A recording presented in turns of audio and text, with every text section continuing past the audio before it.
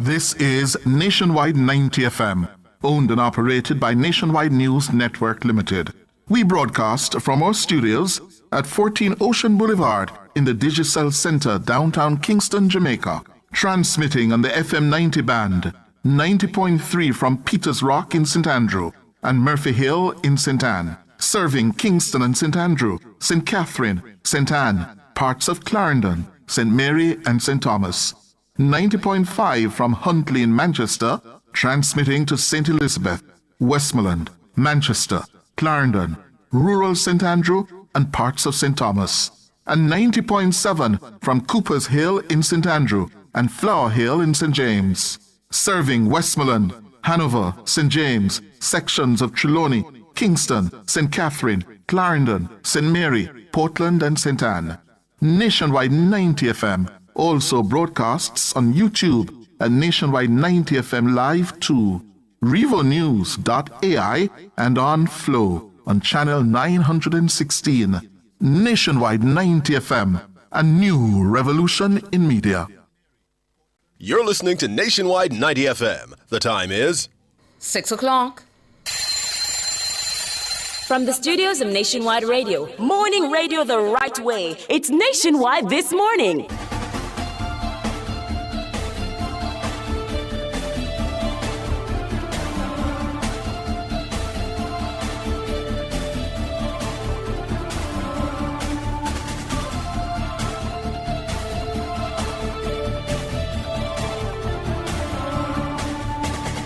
A very good morning to you. I'm Tawna Thomas. Coming up in the news at 6 for this morning, Friday, March 6, 2026. Julian Silvera to learn today how much time he'll serve in prison for killing his wife, Melissa. Water Minister highlights need for skilled engineers to support government development push. 2 more suspects nabbed in connection with a card skimming and cryptocurrency ring in Manchester. In regional news, Barbados to introduce breakfast program in primary schools. In international news, U.S. and Venezuela agree to resume diplomatic ties after Maduro capture. In sports, Ian Bishop commends New Zealand on consistent quality of play. And in business, world shares mixed following Wall Street losses as oil continues to climb. The details after the break.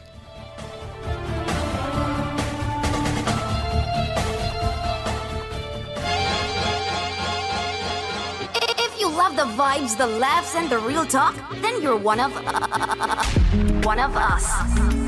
Don't just listen, belong. Join the Nationwide 90 FM Family Club on Patreon.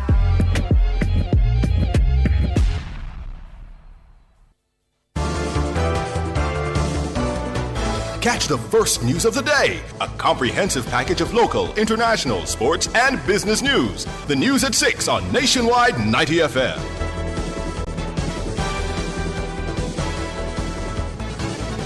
Now to the details. Former Member of Parliament for Western St. Mary, Julian Silvera, will today be told just how long he will spend behind bars for the killing of his wife Melissa inside their matrimonial home in 2023. Silvera will be taken to the Supreme Court building this morning at about 10 a.m. and that will begin the hearing of statements that will ultimately lead to the moment when Chief Justice Brian Sykes announces his sentence to the world. The former PNP lawmaker has been behind bars for about 770 days. George Davis reports. Julian Silvera has a date with fate later this Friday morning. That hookup was arranged the moment investigators designated him as the prime suspect in the killing of his wife, Melissa Silvera. Chief Justice Brian Sykes is due to sentence Silvera, who controversially pleaded guilty to manslaughter in early February.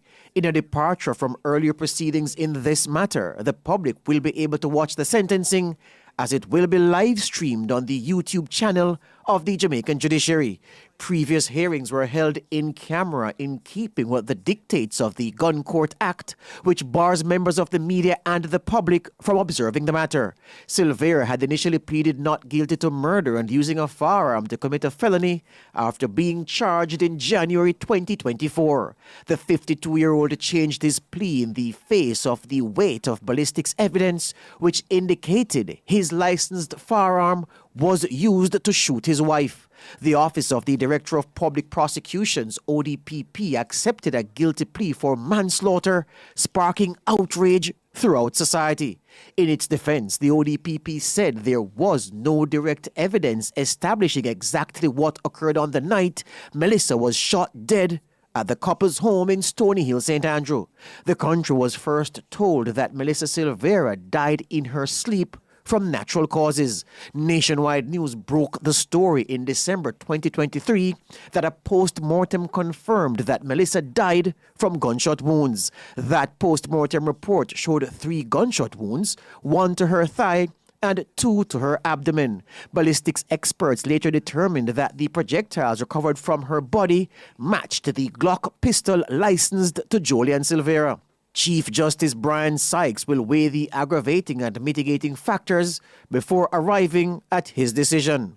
Under Jamaican law, manslaughter carries a maximum sentence of life in prison. Since independence, no serving or former member of parliament has ever been convicted for manslaughter. Jolian Silvera will make history as the first. And hours from now, Chief Justice Brian Sykes will share with the country just how long the former PNP MP will spend in prison for a crime initially reported as him having lost his dear wife to death by natural cause. George Davis for Nationwide News. Duty concession on motor vehicles provided to the public sector should have been abolished as part of the compensation restructuring exercise. Finance Minister Favour Williams made the revelation during Thursday's meeting of the Standing Finance Committee of Parliament. When the former Minister of Finance was doing the wage restructuring, this particular benefit should have been rolled up into the wages, but for some reason it wasn't already rolled up. Should have been removed because of the wage restructuring that brought wages up to a higher level to market. So this should have been removed, but it was left in place. So it should have been removed, but we're not removing it fully. We're just asking those who avail themselves of it to pay the GCT. The minister was answering questions about the proposed reduction of the concession, one of the revenue measures she announced when she tabled the budget last month. Under the old rules, public sector workers paid only a 20% customs duty on the importation of their vehicles. The special consumption tax and general consumption tax were both waived. But come May 1, 2026, all vehicles imported using the duty concession will now attract GCT. The measure is expected to save the government approximately $1.3 billion. Minister Williams told parliamentarians that with the significant increase in government salaries, reduction in the concession is considered an equitable measure. Let's just say when you look at the general population of Jamaica, if you're buying a car, if you're an ordinary citizen buying a car, you have to pay the 20% import duty, you have to pay the GCT, and you have to pay the SCT. The ordinary Jamaicans within each of our constituencies, you have to pay that as well. So this is trying to equalize things across the society. Favour Williams, Minister of Finance and the Public Service. Meanwhile, Minister Williams says the government is seeking the assistance of the Organization for Economic Cooperation and Development, OECD, to implement its new tax measure for digital services. She provided that update during Thursday's sitting of Parliament's Standing Finance Committee. The estimate of 300 million is quite low, and that is because it requires us to do quite a bit of work to get there, and that's why we're not overly estimating our intake in the upcoming fiscal year. We are working with the OECD, we're working with their framework, because there's a lot that you have to put in place. We're looking at the experience of other countries. There are several countries that have instituted this, and in terms of the components of it, as we do the work and as we get closer to implementation, we will speak more about that. Founded in 1961, the Paris-based OECD is an intergovernmental organization with 38 member countries. It provides data analysis and policy recommendations to members to improve economic and social well-being. The Standing Finance Committee is reviewing the estimates of expenditure for the 2026-2027 fiscal year. As a part of the new budget cycle, the government is planning to implement general consumption tax on digital services and non-tangibles. Amid uncertainty about how the tax will be implemented, Minister Williams would only say that it will be collected at source. The most efficient way to calculate will be at source, but again, it requires quite a bit of work on our part, working with our international partner who has helped many countries to put this system into effect. The details of it will become known. Just allow us to work through that process, and maybe at another meeting of Parliament or committee meeting like this one, we can tell you the details of it. Favour Williams, Minister of Finance and the Public Service. Evidence collected by a forensic investigator at a 2020 murder scene in St. Catherine dominated Thursday's sitting of the Klansman gang trial in the Supreme Court. The evidence, which included more than 20 spent shell casings, relates to counts 19 and 20 on the 32-count indictment, which include murder and wounding with intent. Robian Williams was in court. Defendants Michael Wildman and Lamar Rowe are charged in connection with the April 18, 2020 killing of William Christian and the wounding of another man. Those charges form part of the wider case involving alleged gang leader Tesha Miller and 22 others. During Thursday's proceedings, a police statement dated April 28, 2020, from a forensic crime scene investigator was read into evidence. A compact disc containing photographs from the scene was also tendered. The investigator said he went to process a murder and wounding with intent scene in the Fairview community of St. Catherine. He said upon arrival he met the investigating officer who pointed out the scene along a common approach path in a residential community. A common approach path is a designated single route established by first responders to access a crime scene, crucial for minimizing contamination and protecting evidence. The court heard that he observed several spent casings on the roadway leading onto a paved driveway, along with visible brown stains that continued toward the veranda of the house. He said he took photographs of the scene in its entirety and began marking pieces of evidence. According to the statement, more than 30 evidence markers were eventually placed throughout the area. Additionally, more than 20 spent casings were collected from along the roadway at the center of the gate, on the paved driveway, and on the veranda.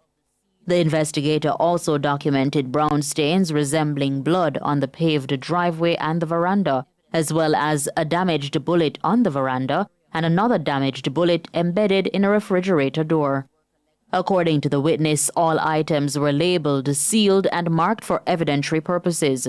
The investigator said he later traveled to the Spanish Town Hospital, where he was shown the body of a deceased male, lying on its back and covered with a white and blue sheet. He told the court the man was shirtless and appeared to have several small wounds.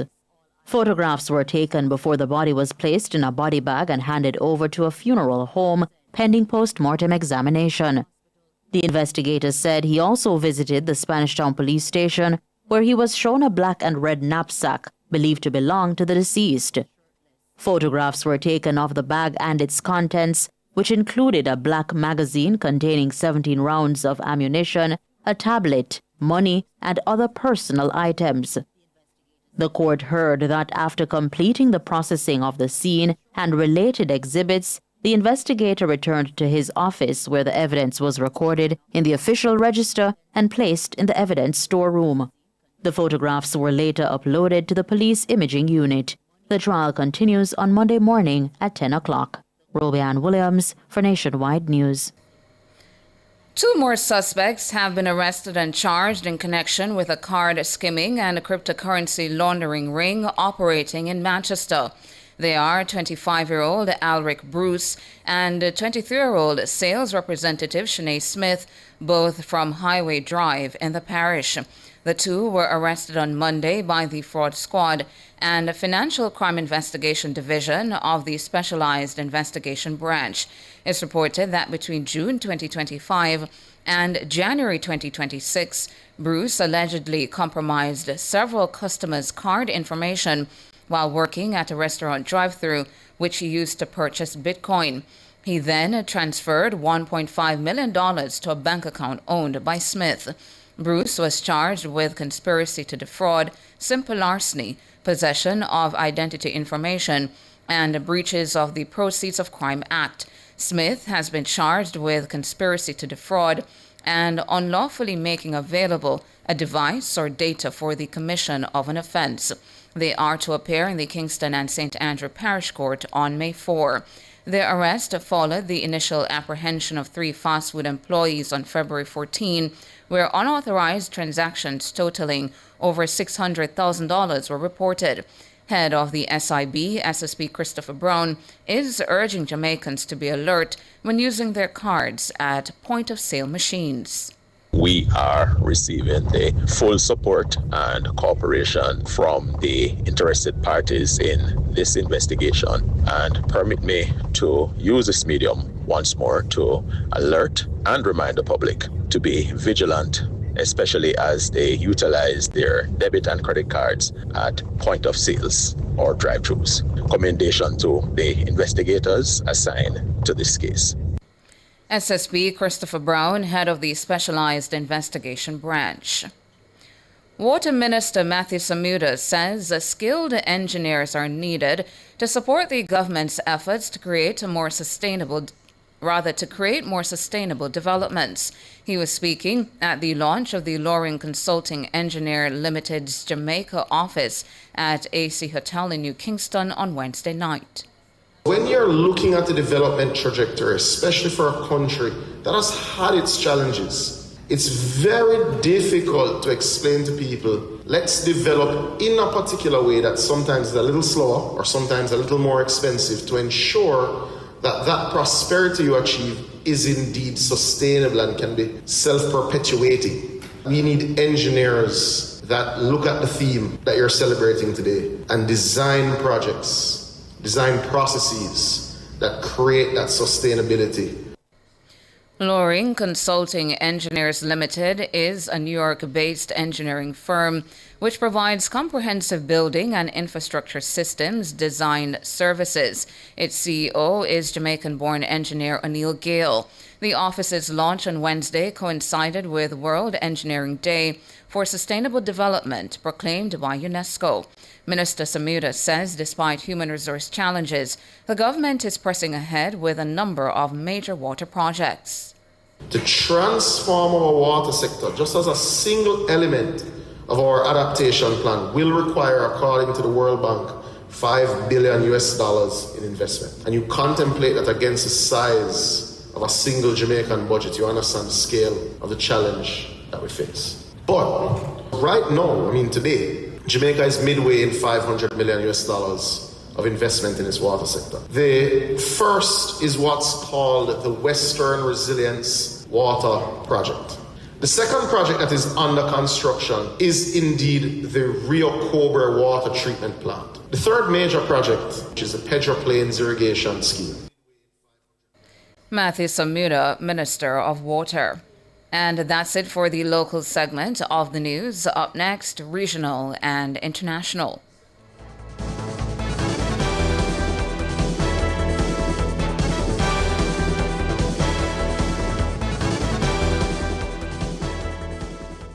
It's This Morning on Nationwide 90 FM. The time is 6:18.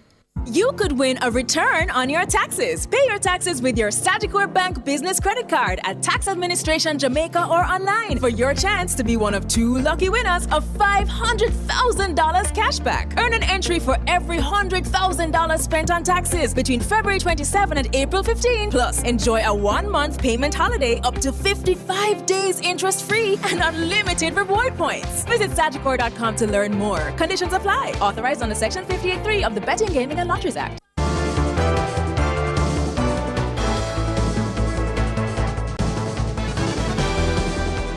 In regional and international news in Barbados, the government is moving to introduce a national breakfast program in primary schools.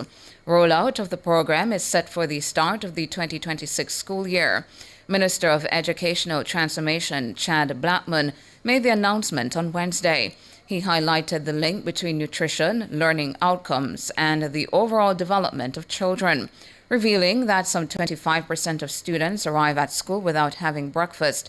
Blackman says that the breakfast program is a part of the government's wider effort to improve conditions for students' success in the classroom.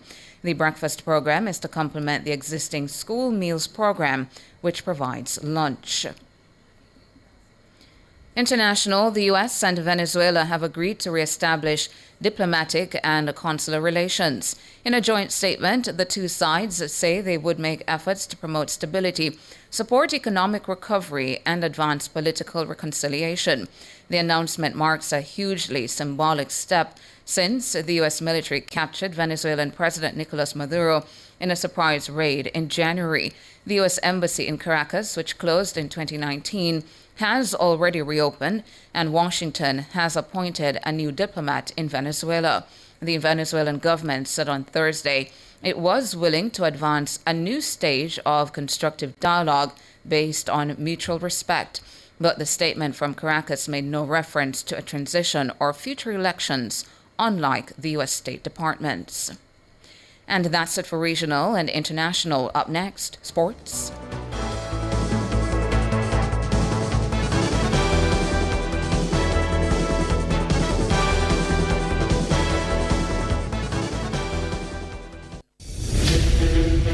This station raised me. It gave me a voice. And if Nationwide has ever meant something to you, come on in. Join the Nationwide 90 FM Family Club today on Patreon. Every day, Rosie has a glass of fruit drink with breakfast, an energy drink on the way to work, a flavored water with lunch, and 2 glasses of soda with dinner, which adds up to more than 50 teaspoons of sugar a day. And all that extra sugar could bring on obesity. Are we drinking ourselves sick? 71% of Jamaicans support a tax on sugary drinks. Help tackle obesity and protect our children's future. A message from the Heart Foundation of Jamaica. For all your electrical needs, visit ABC Electrical Sales. They stock a wide variety of electrical supplies, including plugs, switches, panel boards, and conduits, plus energy-saving fixtures.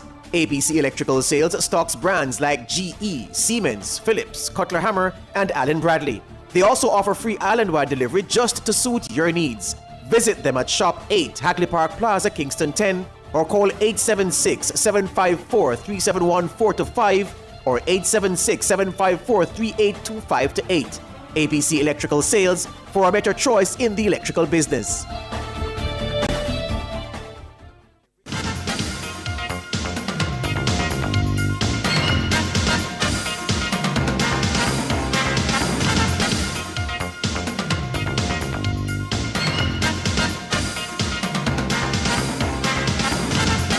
Time now for your morning sports. Former West Indies fast bowler Ian Bishop says given New Zealand's consistent quality, it should come as no surprise that they've reached the final of another major tournament. On Sunday, New Zealand and host India will clash in what is expected to be a mouth-watering final inside the Narendra Modi Stadium in the ICC Men's T20 World Cup. New Zealand making another white ball final, and the multiple experiences since 2015 is surprising to some, but shouldn't be that surprising. I think the surprise comes because it's a very small population generally, and an even smaller cricketing population that seems to pull together so well. And people say they don't expect to see them in finals, but I don't think that's true of everyone. Bishop added that while the Kiwis might lack superstar names, they have the combination of clever cricketers and a fighting spirit. As cricketers ourselves, we know that they don't have the conglomeration of superstars. They have their Kane Williamsons, they've had Brendan McCullum and Trent Boult, etc., but not a whole heap of them in the same way that some teams have it. What they do is that culturally, they scrape and fight for every inch of their cricketing lives. They bring that together, and they're quite clever as well. Ian Bishop.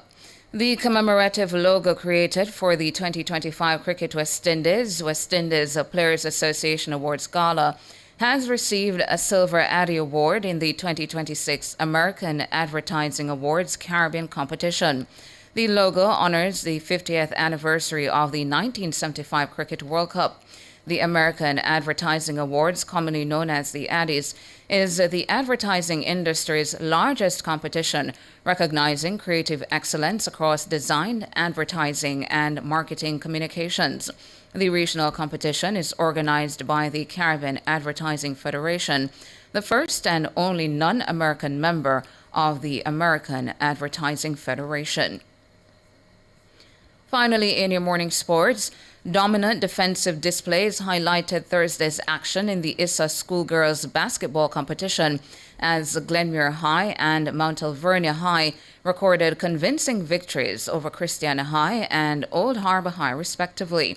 Glenmuir produced a strong all-round performance to defeat Christiana High 34-9.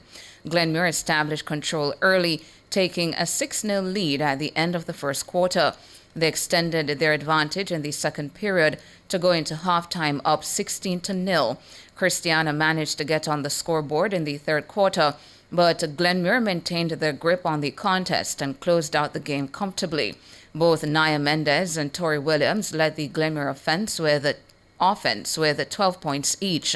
Meanwhile, Mount Alvernia delivered one of the most dominant performances of the round, overwhelming Old Harbour High 53-5.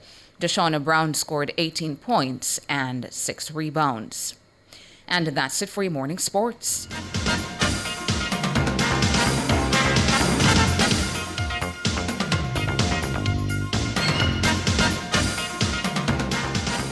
Are you ready to turn your sales and marketing skills into high earnings? Nationwide 90 FM is searching for business development executives to help us grow our business and build lasting client relationships. If you have experience across all stages of the sales cycle and possess strong communication, negotiation, and time management skills with a proven sales track record, this opportunity is perfect for you. Join our team and work with the top corporate brands, media agencies, and of course, our on-air personalities. Enjoy networking opportunities, professional growth, and competitive commissions. Ready to take the next step? Send your resume to hr@nationwidenewsnetwork.com today.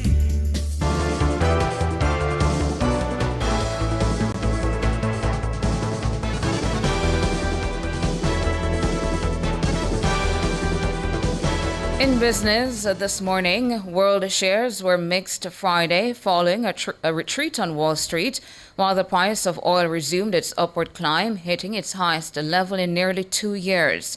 U.S. futures fell as the war with Iran entered its 7th day, with Israeli airstrikes pounding the capitals of Iran and Lebanon. The future for the S&P 500 dropped 0.3%, while for the Dow Jones Industrial Average was down 0.2%. In early European trading, Britain's FTSE 100 added 0.1% to $10,423.95. Germany's DAX slipped 0.2% to 23,775.35, while the CAC 40 in Paris fell 0.2% to $8,030.10. In Asian trading, South Korea's Kospi edged up less than 0.1% after a roller coaster week with a recent record 12% loss on Wednesday, followed by a nearly 10% rebound on Thursday. The index had shot above 6,000 in recent weeks before the war began to rattle financial markets. Tokyo's Nikkei 225 index gained 0.6%, while Hong Kong's Hang Seng jumped 1.7%, and the Shanghai Composite Index rose 0.4%. Back locally, the Development Bank of Jamaica, DBJ, has announced that it will provide $45 million in recovery support to 6 of the bank's existing business clusters affected by Hurricane Melissa. This as it enters the second phase of its M5 business recovery program. In a statement to the media on Wednesday, the DBJ says the assistance will be channeled through the Boosting Innovation Growth and Entrepreneurship Ecosystems BIGI program. The program is being supported by the Inter-American Development Bank and the European Union. DBJ says the partners' continued support reflects shared confidence in the program's ability not only to restore operations in the aftermath of Hurricane Melissa, but also to position beneficiaries for more resilient, sustainable growth. Beneficiary clusters include strawberry production, pepper, cocoa, tourism, peanut, and pimento. They will benefit from targeted interventions to restore operations, including the repair or replacement of damaged equipment, refinancing of existing credit facilities, and reconstruction of critical infrastructure. The funds for the initiative will be issued through BIGI's Jamaica Business Fund. DBJ says since its launch, it has supported 12 business clusters valued at over $333 million and impacted 61 companies. In foreign exchange trading now, the Jamaican dollar is holding firm and will open against the benchmark US dollar, selling for an average $157.32. Against the Canadian, the Jamaican has gained 99 cents and will open selling for an average $114.56. And finally, the Jamaican dollar has gained $1.50 and will begin trading for an average $209.48 against the British pound. That's it for business this morning.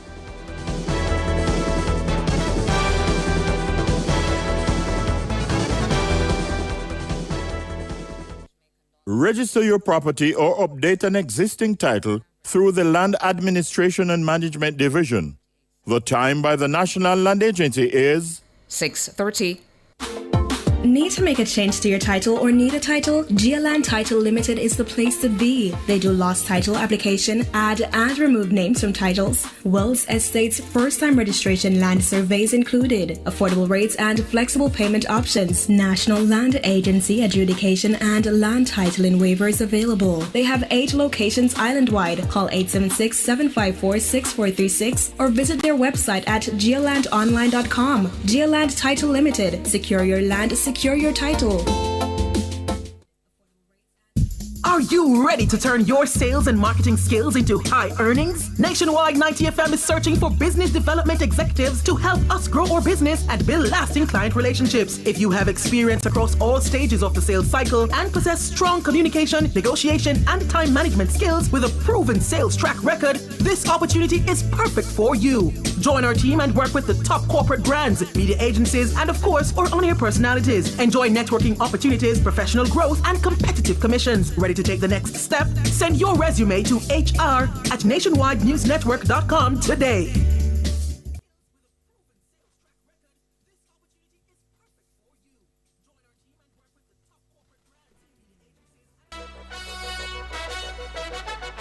You may have been hearing the teasers. Now it's official. Beginning Monday, February 9, 2026, Nationwide News Network launches something special. The Nationwide Family Club, exclusively on Patreon. With the Family Club, members get early access to our documentaries before anyone else. Some of your favorite segments, including Cliff Says, What's on My Mind, Cover Story, and others, will now be a click away inside the Family Club. There are 3 tiers of membership. First, Runs, the Family Insider, behind-the-scenes access, Monday motivational videos, members-only chats, and on-air birthdays and anniversary shoutouts. Second, Savor, Nationwide VIP, breaking news alerts, exclusive documentaries, quizzes, personal milestones celebrated on air, and weekly family roll call mentions. Oh, and for our biggest supporters, our gold category, elite listener, full archive access, early releases, private studio tours, live show experiences, personalized birthday videos, and exclusive live streams. From historic election coverage to lifetime, impact, Jamaican milestones, and rare archive content. This is nationwide like you've never seen it before. Join the family. Support Nationwide 90 FM. the station that informs, entertains, and educates. Visit patreon.com/Nationwide News Network. That's patreon.com/Nationwide News Network. Nationwide Family Club, where you are family, because we see you as family.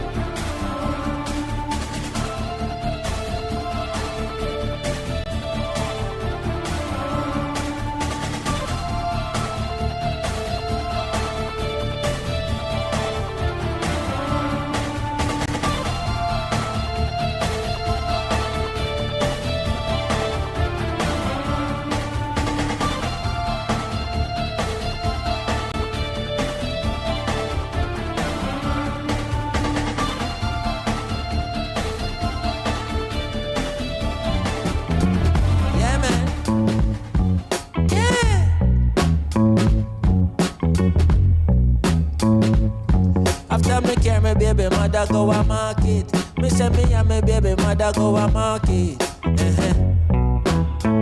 Anybody king love is all I bring. Chaman, me carry my baby mother go a market. Me say me and my baby mother go a market. She say fi drop a pound of pumpkin in the basket. Pick up some roses and she take up couple chocolate. She no want fi go no Walmart and she no want go no Target. And she want the natty dread fi carry go a market. Say take up a vegetable, tell me say she want it. Yeah, big girl I want fi take some picture with the artist. Me market looking like a stone love party. Everybody stand up at them favorite stall. One man a chop the jelly. That wanna sell carpet. Some of them a hustle little art and craft.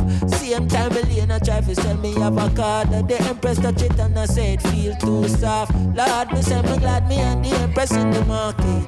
Cause she know the type of something where she want. She touch me on my shoulder softly and I show me. Tana trying to learn the lyrics of the song for tomorrow. Listen. Wow. And initially I thought Chronix's song had a chorus. I just but bars. It's just bars. Bars upon bars even more upon difficult. bars. Now you see a like song and I listen to song. She likes the intro. Yeah, that is it. That is it. That is it. Tana, you know what I want you to do for the people? Seskelion. Listen, we're in a nice song. Have a good day. Whoa. So, Tana, yes. Good luck tomorrow. Which should me one? Listen, you have to play Marcus, and it doesn't have an instrument. Oh, so she all knows it now instrumental. She loves the song so much. She tell our boyfriend says. Yeah. She wants him carry go Marcus. Oh, Chronix, big up Chronix. When I have me in a year, I have me in a day. Big up Chronix. See that? Yeah, I love that. So which Marcus you want to carry go? He asked me where I want to go, so I told him. And he asked me what am I getting in the markets. I said fruits and vegetables. Seskelion. Fruits and vegetables. So which market you go? Curry. No man, St. Elizabeth. That's the market. Curry market and market. We have several markets in St. Elizabeth. There's a market in the song. Which market you say? There's a market in the song? You better check your notes. You better check your notes. Check your notes. No, there's no market. Check your notes. She didn't name one. She just said the market looks like a Stone Love party. Boy. Alright, study your thing. Study your thing. I'm sure I heard the name of a market. Of a market? Korea the market. Luana. You know, say something Luana? After me carry me baby mother go a market. Me say me and me baby mother go a market.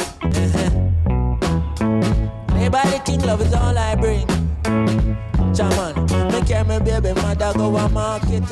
Me say me and me baby mother go a market. This is the debut of the international recording artist coming from the stable of the 4%ers. She's vivacious, she's intelligent, she's witty, and she got drop lyrics this morning. Down a market, introducing yo, Tona T, Tona T, Tona T. Come to sister.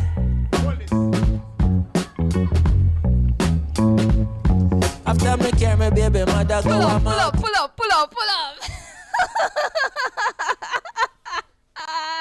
Ready up. I'm a flag man, I can't say I'm a flag man. Yeah, man.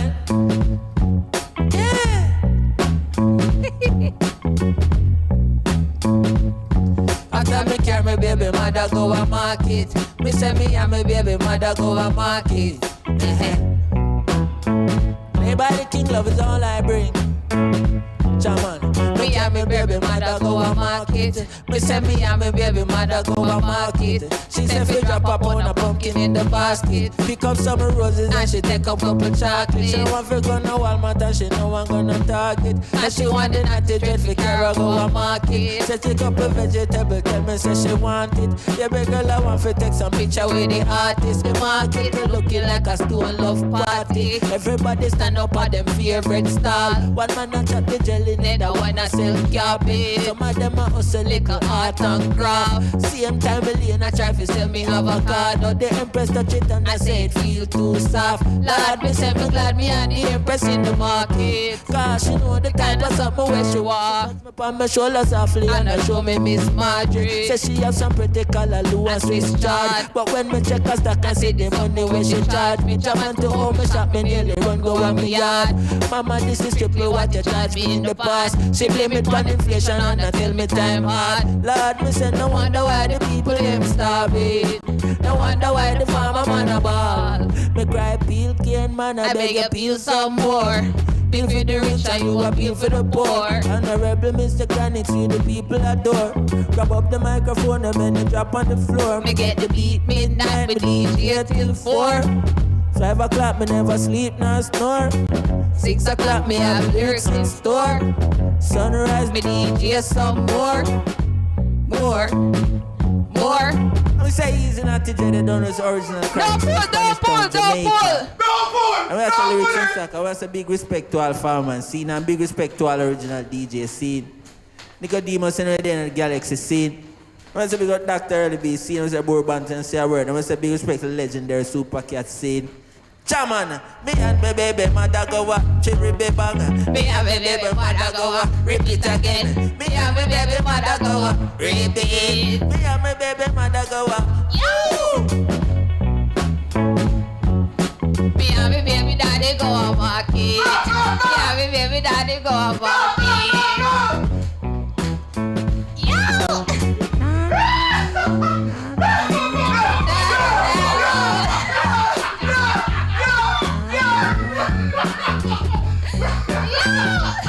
Stop it, please. Them patent the breed and feminize the seeds. Weaponize disease and go cut down the trees. Still me Empress a pattern. Some herbal tea. Some a tea bag, the rest of them a loose leaf.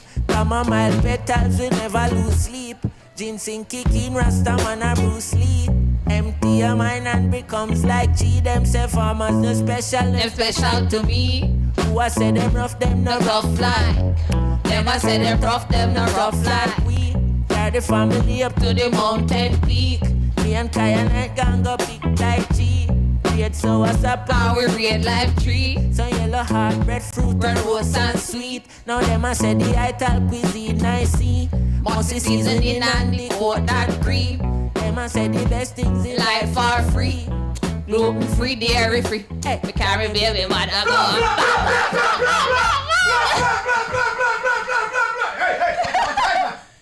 Yeah!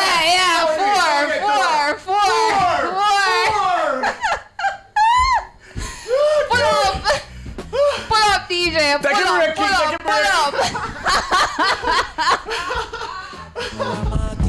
Me say me and my baby mother go a market.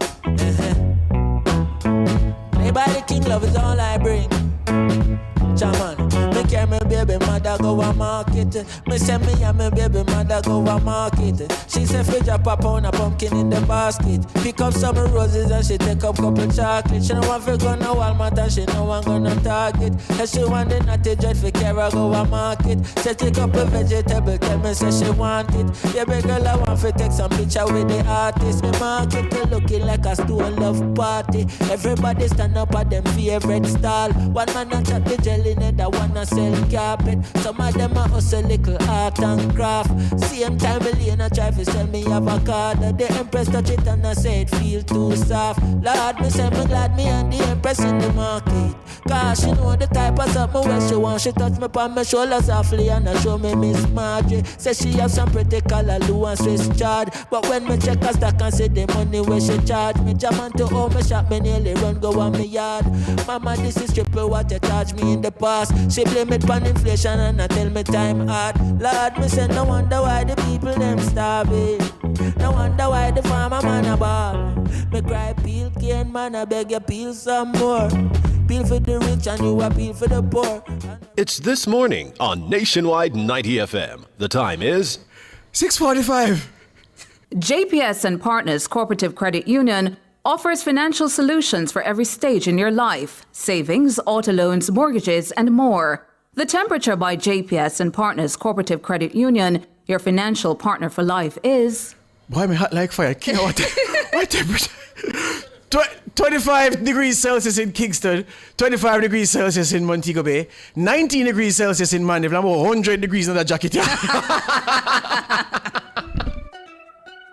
Hey my peeps, get this on the regular. Your HIV status if you consider. At least if you test once a year. Just 15 minutes and your status clear. Cause it might not show up on your timeline and you learn too late so you're out of time. A progressive future, mandatory. Real long life, our story. You hear? Remember, update your status in a real life. Go HIV test today. Just 15 minutes and your status clear. Real long life, our story. Real long life for youth coming from the Ministry of Health and Wellness. For all your electrical needs, visit ABC Electrical Sales. They stock a wide variety of electrical supplies, including plugs, switches, panel boards, and conduits, plus energy-saving fixtures. ABC Electrical Sales stocks brands like GE, Siemens, Philips, Cutler Hammer, and Allen Bradley.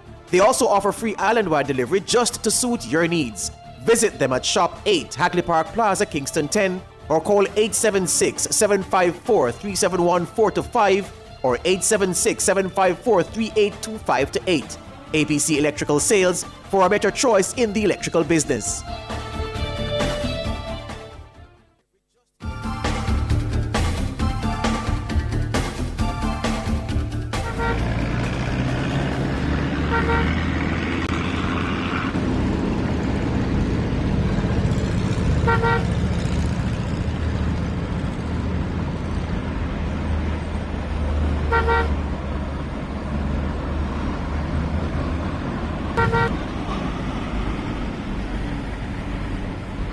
That's why they say show me your friends. I'm going to tell you who you are, you know? Right? Look at your innocent request for this song turning into a performance for the ages. Tana, that was awesome. Thank you. You were fantastic. Yeah, I You were would say fantastic. as did in the preview or done in the preview, I didn't realize that it didn't really have a chorus. Yeah, man. Bars, man. So I had to learn all the bars yesterday. Bars. But awesome stuff. Let me tell you this. You know what I learned from this morning? Uh-huh. Flagman work no easy. Oh, no. Murder for Samantha. You walk. Hello. No, sir. Oh, my goodness. It's what Vibes is about. Indeed. It's why us, you, all 4%ers, and we're proud.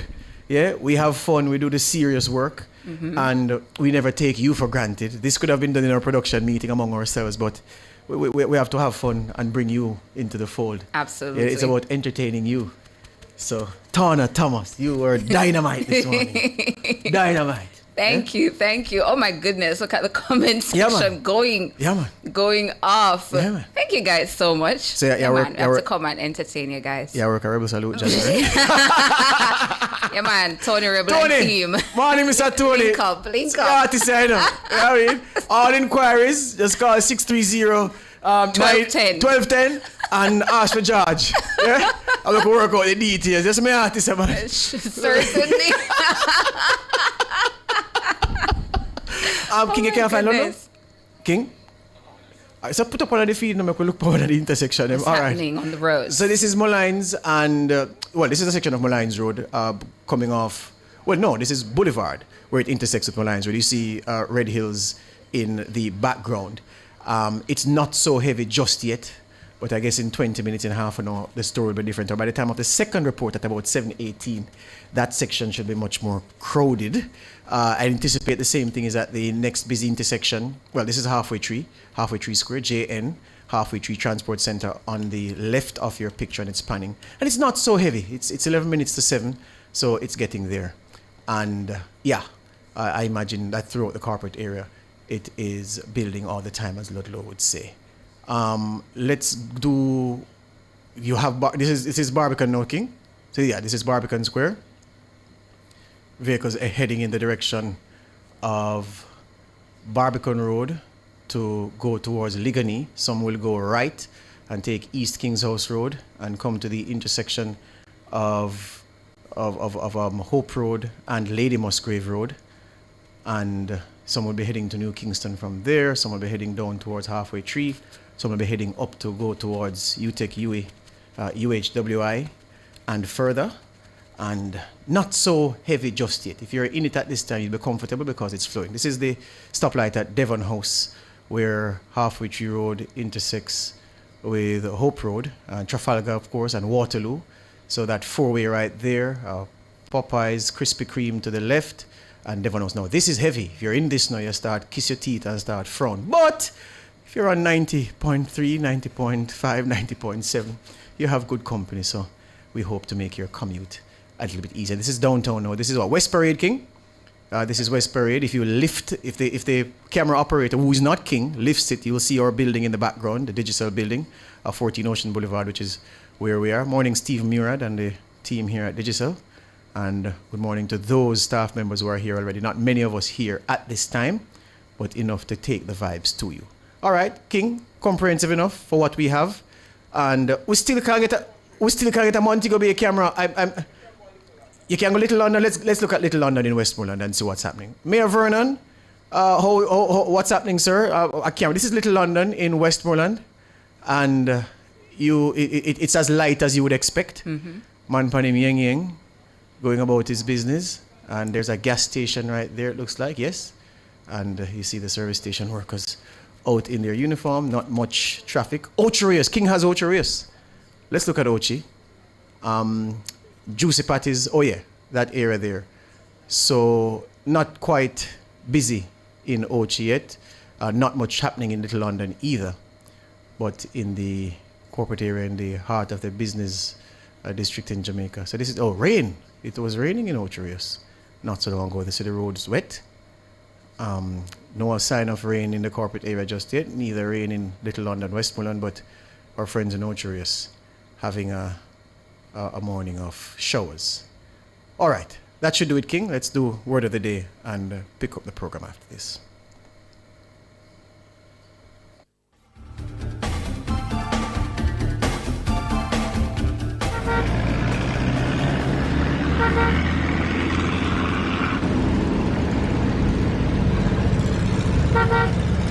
So your word of the day is spelled P-R-E-S-C-I-N-D, spelled P-R-E-S-C-I-N-D. Prescind. Prescind. Prescind.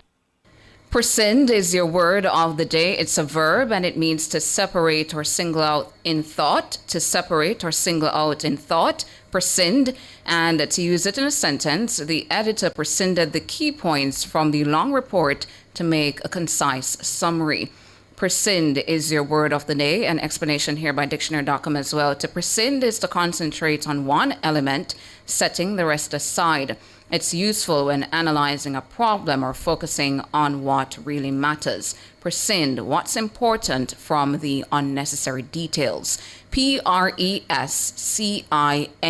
Prescind. It's a verb and it means again to separate or single out in thought. The sentence provided here, the editor prescinded the key points from the long report to make a concise summary.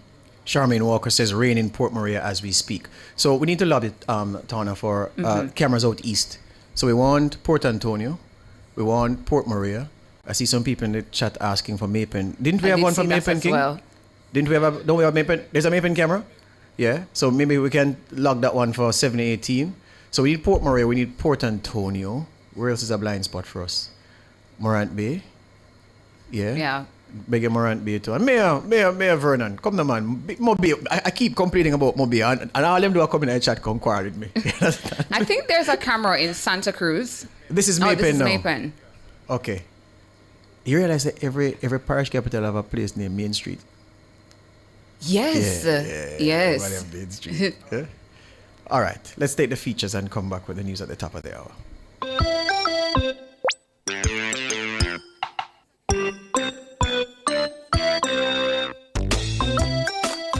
Your child is cranky, running a fever, and going through tissues like there's no tomorrow.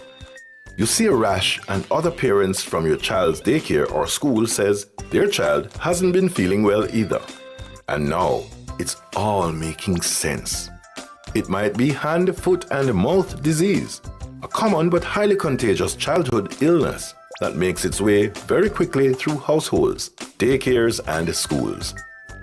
In Parenting Tips today, what to know about hand, foot, and mouth disease.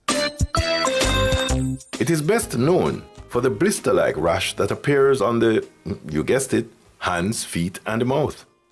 Contrary to its name, the rash can appear all over the body. What are the stages of hand, foot, and mouth disease? Stage 1, days 1 to 2, cold flu-like symptoms. The first symptoms of hand, foot, and mouth disease are similar to a cold and include fever, lack of appetite, runny nose, sore throat. Stage 2, day 3, mouth sores. After the initial symptoms set in, you may notice small sores inside of your mouth, including your gums, tongue, and roof of your mouth. These spots may appear like small red bumps or larger open sores. These sores can make swallowing painful, so it's common for people with hand, foot, and mouth disease to not want to eat. Stage 3, day 4, skin rash. In the next day, you may notice sores spread to the hands and feet and possibly elsewhere. Some people experience small red spots that don't cause any discomfort. Others may have larger spots, sometimes filled with pus, that may be painful. Avoid touching the rash as much as possible and wash your hands thoroughly after coming in contact with blisters. Hand, foot, and mouth disease can be spread in several ways. Droplets expelled when a person who is infected coughs or sneezes. Direct contact with blisters. Shared items like utensils, towels, clothing, surfaces, and toys. You can do several things to prevent or reduce the spread of hand, foot, and mouth disease. Wash your hands often. Disinfect any contaminated surfaces with water and bleach or sanitizing wipes. Wash your child's clothing, bedding, and any other soiled items. Stay away from other people, especially during the first few days of the illness. Hand, foot, and mouth disease has no specific treatment, but you can treat symptoms of the virus with over-the-counter pain medications. It's also important to stay hydrated because mouth sores can make eating and drinking uncomfortable, and dehydration is a common side effect. Avoid foods and drinks that are acidic, like orange juice, as they can irritate mouth sores. Talk with a healthcare provider if the fever doesn't go away after 3 days, or if all symptoms don't improve after 10 days. That's it for Parenting Tips. Until next time.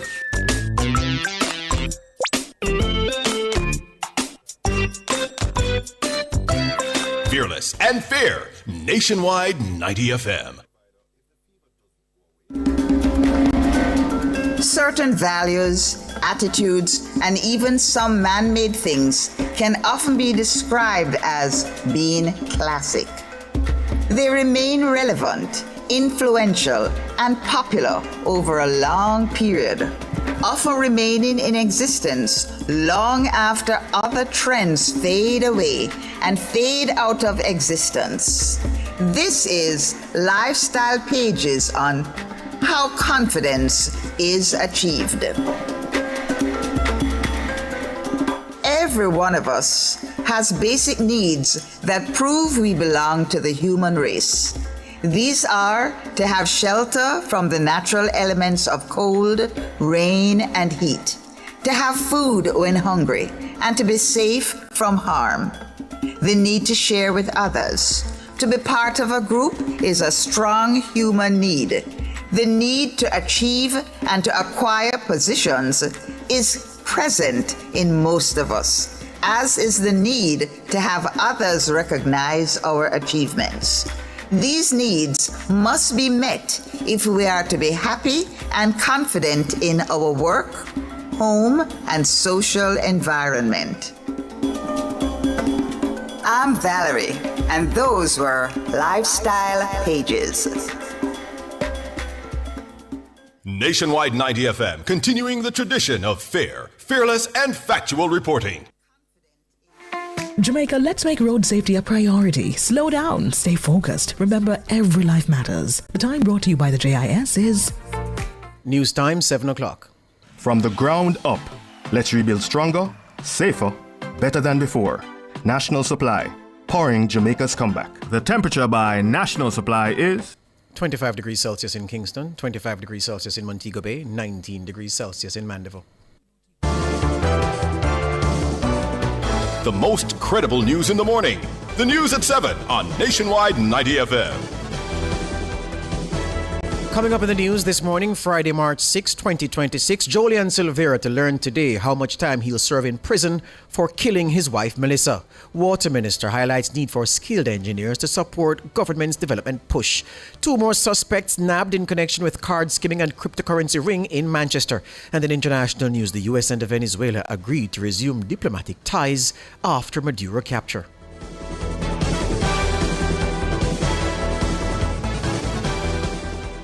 News at 7 is brought to you by Hanes Underwear. Cool, comfortable clothing all day long. If it's news, it's got to be Nationwide 90 FM.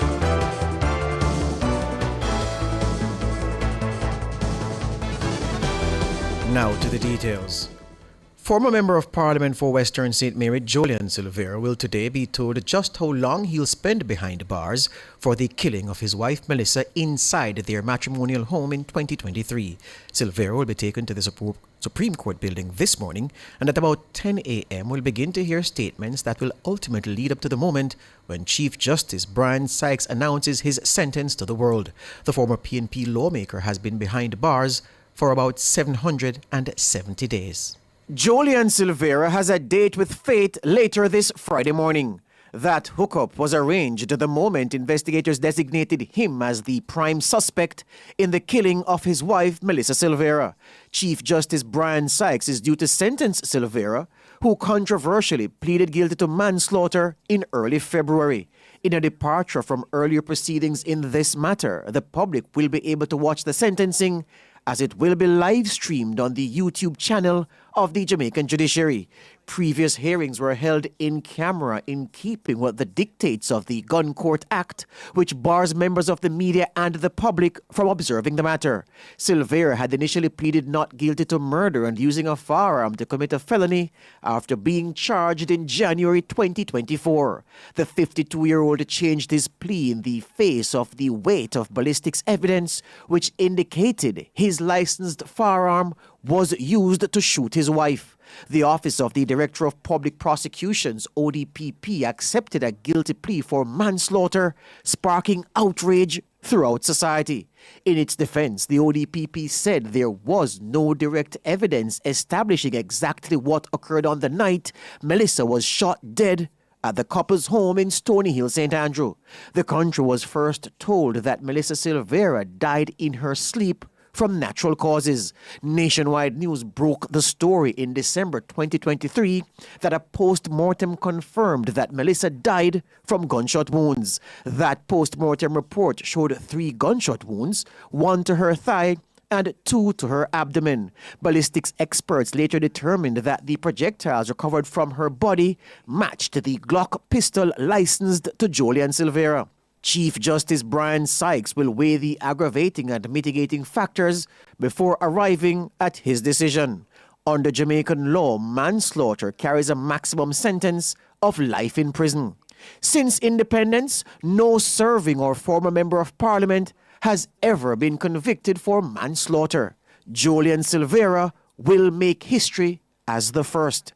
And hours from now, Chief Justice Brian Sykes will share with the country just how long the former PNP MP will spend in prison for a crime initially reported as him having lost his dear wife to death by natural cause. George Davis for Nationwide News. A duty concession on motor vehicles provided to the public sector should have been abolished as part of the compensation restructuring exercise. Finance Minister Favour Williams made the revelation during Thursday's meeting of the Standing Finance Committee of Parliament. When the former Minister of Finance was doing the wage restructuring, this particular benefit should have been rolled up into the wages. But for some reason it wasn't rolled up. Should have been removed because of the wage restructuring that brought wages up to a higher level to market. So this should have been removed, but it was left in place. So it should have been removed, but we're not removing it fully. We're just asking those who avail themselves of it to pay the GCT. The minister was answering questions about the proposed reduction of the concession, one of the revenue measures she announced when she tabled the budget last month.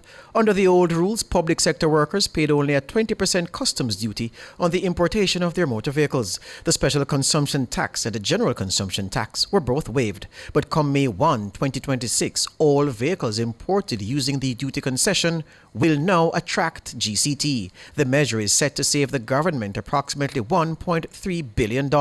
Minister Williams told parliamentarians that with the significant increase in government salaries, reduction in the concession is considered an equitable measure.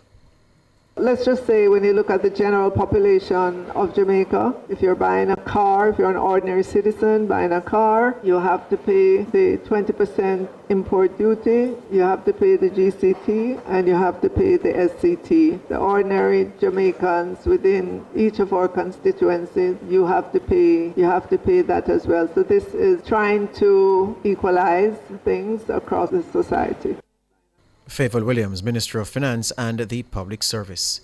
Meanwhile, Minister Williams says the government is seeking the assistance of the Organisation for Economic Cooperation and Development, OECD, to implement its new tax measure for digital services. She provided the update during Thursday's sitting of Parliament's Standing Finance Committee.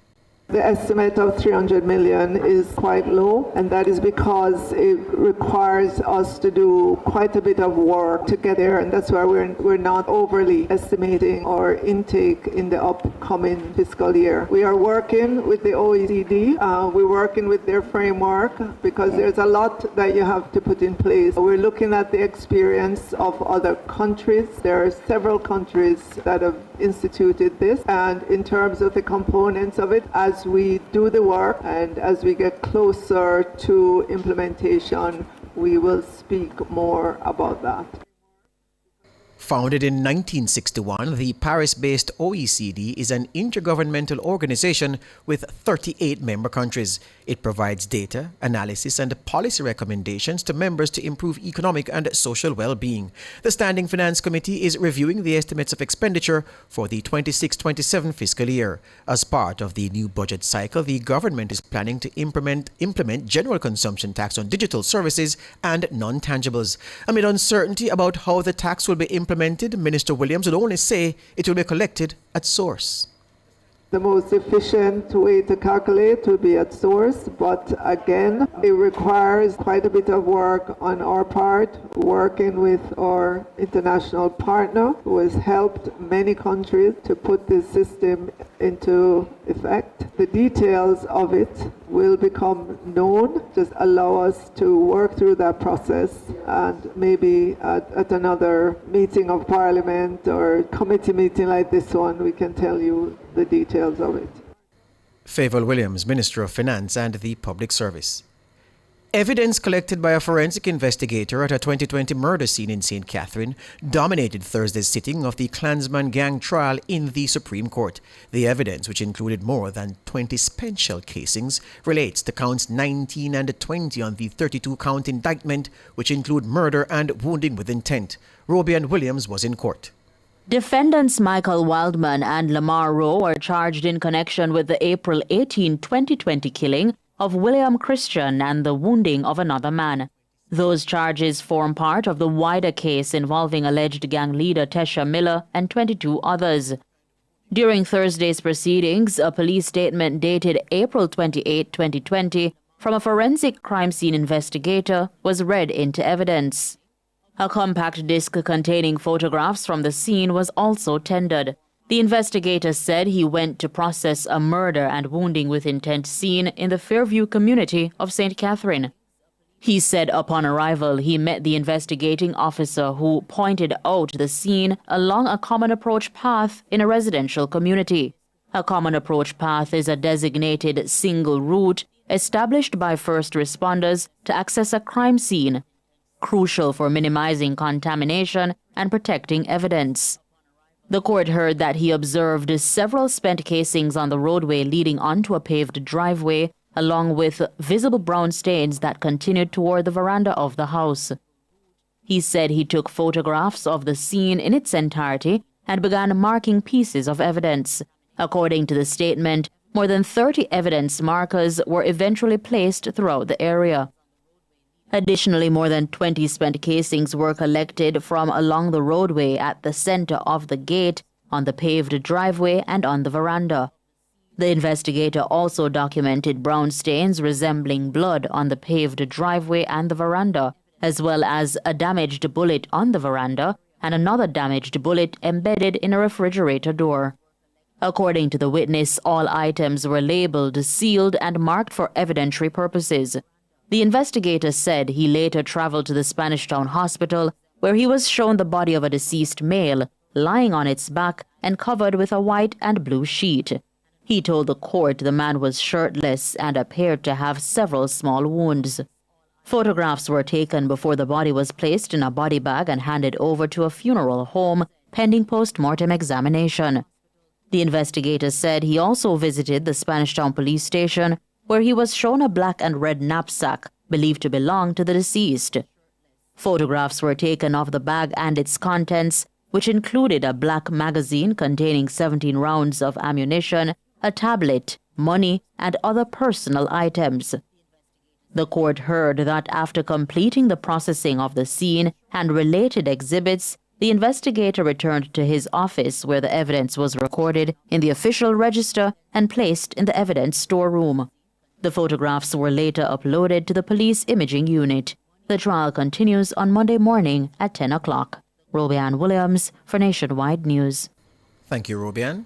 2 more suspects have been arrested and charged in connection with a card skimming and cryptocurrency laundering ring operating in Manchester. They are 25-year-old Alric Bruce and a 23-year-old sales representative Shanae Smith, both from Highway Drive in the parish. The 2 were picked up on Monday by the Fraud Squad and Financial Crime Investigation Division of the Specialized Investigation Branch. It's reported that between June 2025 and January 2026, Bruce allegedly compromised several customers' card information while working at a restaurant drive-thru, which he then used to purchase Bitcoin. He then transferred $1.5 million to a bank account owned by Smith. Bruce was charged with conspiracy to defraud, simple larceny, possession of identity information, and breaches of the Proceeds of Crime Act. Smith has been charged with conspiracy to defraud and unlawfully making available a device or data for the commission of an offence. They are to appear in the Kingston and St. Andrew Parish Court on May 4.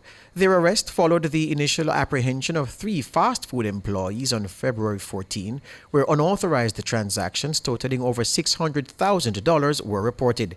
Head of the SIB, SSP Chris Brown, is urging Jamaicans to be alert when using their cards at point-of-sale machines.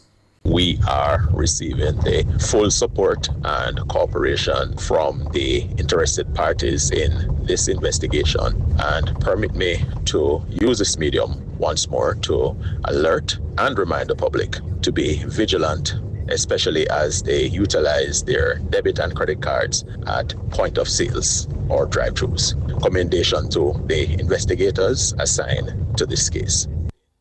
SSP Chris Brown, head of the Specialized Investigation Branch. Water Minister Matthew Samuda says skilled engineers are needed to support the government's efforts to create more sustainable developments.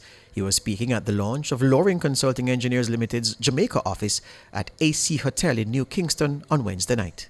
When you're looking at the development trajectory, especially for a country that has had its challenges, it's very difficult to explain to people, let's develop in a particular way that sometimes is a little slower or sometimes a little more expensive to ensure that that prosperity you achieve is indeed sustainable and can be self-perpetuating. We need engineers that look at the theme that you're celebrating today and design projects, design processes that create that sustainability. Loring Consulting Engineers Limited is a New York-based engineering firm which provides comprehensive building and infrastructure systems design services. Its CEO is Jamaica-born engineer O'Neill Gale. The office's launch on Wednesday coincided with World Engineering Day for Sustainable Development proclaimed by UNESCO. Minister Samuda says despite human resource challenges, the government is pressing ahead with a number of major water projects. To transform our water sector, just as a single element of our adaptation plan, will require, according to the World Bank, $5 billion in investment. And you contemplate that against the size of a single Jamaican budget, you understand the scale of the challenge that we face. But right now, today, Jamaica is midway in $500 million of investment in its water sector. The first is what's called the Western Resilience Water Project. The second project that is under construction is indeed the Rio Cobra Water Treatment Plant. The third major project, which is the Pedro Plains Irrigation Scheme. Matthew Samuda, Water Minister. Chairman of the Factories Corporation of Jamaica FCJ Littleton, Tanny Shirley, says the timeline for businesses to open at the Morant Bay Urban Centre in St. Thomas is dependent on the tenants. He made the point on Thursday, the same day that 7 government entities officially signed their leases to begin operations at the $6 billion commercial complex. People are doing their build-out, they are finishing their build-out period. Look at Juicy Beef. Juicy Beef decided that they were going to wait longer because they had to order the things and it takes so long to come in. And they're almost finished now. KFC was way advanced in their build-out period. They decided they want to be the first person to open. So different business people make different strategic decisions. Some, understandable so, are apprehensive about opening business in an era where business has not been active for so long. The government entity has a process to go through. They have to go through NLA, who have to value the place, agree upon a rental rate, look and lease. That's where we are today. And all government entities now can start their built-out period. The Urban Centre was officially opened in May 2025, but 9 months later, only one tenant, KFC, has started operating at the location. This as construction work is still ongoing on sections of the complex. KFC apart, there is no electricity at the facility, and there's no water from the NWC. Nationwide News has seen letters from tenants raising serious concern about the delays in having the units in a state where they can begin preparations to do business. Shirley says utility connections can only be done after tenants have built out their individual spaces. Electricity is there, but you have to build out to get your connectivity. JPS can't come and plug in an empty space. You have to have your panels, you have everything. Yes, right now, JPS is doing the final checking today, right as you speak. Water Commission is doing their pressure testing. Not that water wasn't there, but each individual now would have the individual meters and individual water. And I respect private sector because as a businessman myself, I'm not going to go and in a space and bill it out, put down my money, and I don't see activities. Meanwhile, Shirley has taken issue with what he says is the spread of misinformation about the state of play at the Morant Bay Urban Center. We have to be more, I would say, consciously competent of the impact when you spread negativity on a development like that. Which other financial institution going to give you money again to build somewhere else? So both the media has to be more responsible. Individuals who want to see their parish grow need to be more responsible. The Morant Bay Urban Center was sitting there for 30 years. There was a building on it that was built for 300 million that's never opened. We have created a new life for St. Thomas with the direction of the Prime Minister of this country. And the media need to play a more important role in sending out a positive message that we want to see this country progress. Littleton Tanny Shirley, chairman of the Factories Corporation of Jamaica. International news now.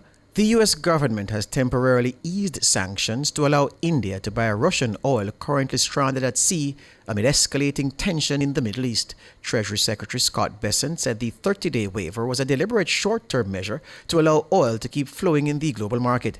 Millions of barrels of oil and gas are stuck near the Strait of Hormuz, a narrow Gulf checkpoint through which nearly half of India's crude oil and gas imports is allowed to transit. Tehran has threatened to attack vessels attempting to pass through since the U.S. and Israel began their war against the Islamic Republic. The U.S. sanctioned Russian oil following Moscow's invasion of Ukraine, forcing buyers to seek alternatives. That's the news.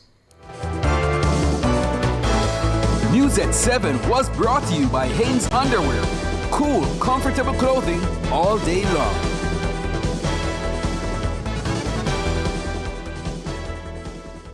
Sign up for the JN Money Card. It's safe, convenient, and free. The time by JN Money is 7:20. Every day, Rosie has a glass of fruit drink with breakfast, an energy drink on the way to work, a flavored water with lunch, and 2 glasses of soda with dinner, which adds up to more than 50 teaspoons of sugar a day. And all that extra sugar could bring on obesity. Are we drinking ourselves sick? 71% of Jamaicans support attacks on sugary drinks. Help tackle obesity and protect our children's future. A message from the Heart Foundation of Jamaica.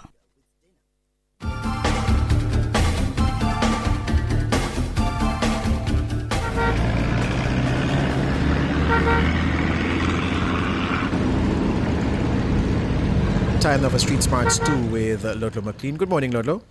Good morning, George. Good morning to our listeners, everyone there tuned in.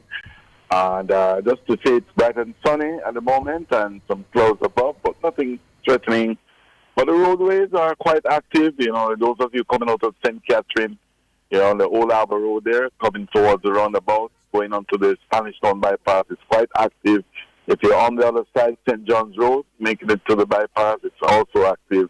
And going around along that bypass towards the Bahautimati roundabout, it's a lot of traffic there. Also, traffic coming from the Twickenham Park Road and going all the way out from Twickenham Park, going on to the Mandela. It's quite active all the way eastbound. You will also see traffic coming off the north-south Edward Field Highway and going further out onto the Mandela eastbound to 6 miles, where it is quite active indeed. You'll also notice vehicles coming out of Municipal Boulevard onto the Mandela Highway. And by now you'll notice that 6 miles is quite active, heading towards 3 miles, which was already busy from this morning, and 3 miles going all the way down to Marcus Garvey Drive. Right, really active because those vehicles are, it's met by vehicles, it's compounded by vehicles coming off the toll and then onto Marcus Garvey Drive, which is really active as you make your way all the way into the downtown Kingston, and also Water Lane. And also Harvard Street is really active at this point in time. It's a busy Friday morning, and remember from the eastern side, you have that build-up at the roundabout in Harborview coming in, and Sir Florida Gospel quite active as they make way to Michael Manley Boulevard. But no doubt the traffic is in most areas, and I just wanted to highlight that the lights again were out Grenada Crescent and Knoxville Boulevard. I don't know what is the cause.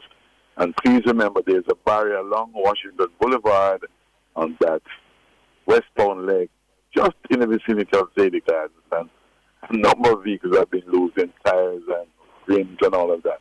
There's a barrier there, so please be careful as you traverse that area. It's a westbound leg on Washington Boulevard. At Street Smart, your safety is all concerned. It's over to you, George. Thank you, Ludlow. Ludlow there with Street Smarts 2. Up next, front page.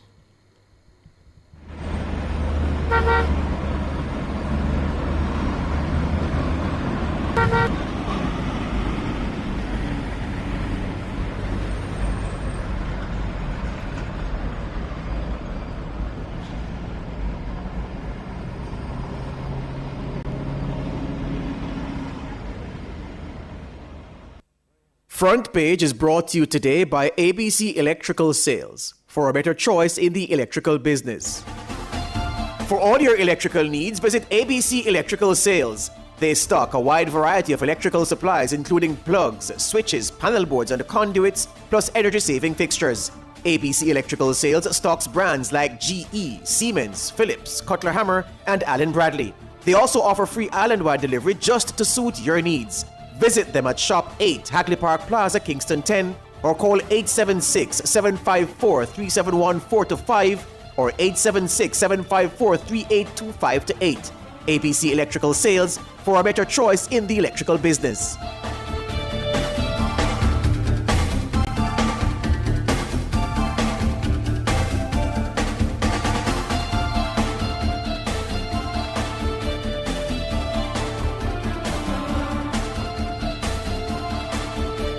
Welcome back to Nationwide this morning, front page. Just before you start your substantive thing, Tona, I've been listening to the chairman of the Factories Corporation, trying to make it seem as if the reportage on what the state of play was at the Morant Bay Urban Center when we reported it, that there was some mischief in the reporting and that there were errors and lies told. No lie was told.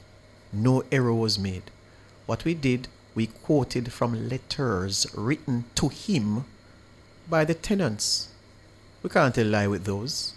And then we didn't just take the letters and what our sources told us. We went there and we verified what the letters said.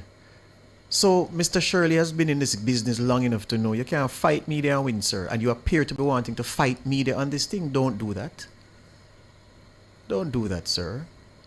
Because we're not fighting with you. We're not trying to sully your name. We're not trying to damage your chairmanship.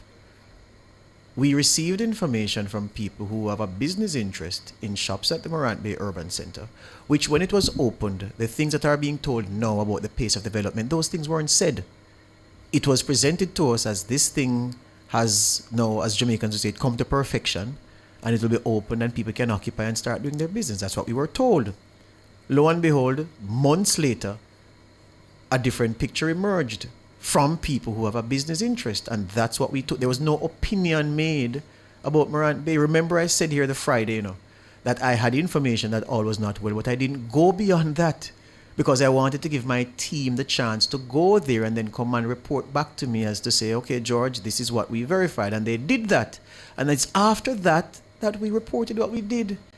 So Mr. Shirley appears hell-bent on making it seem as if the media, and we have to take it up because we are the ones who reported it.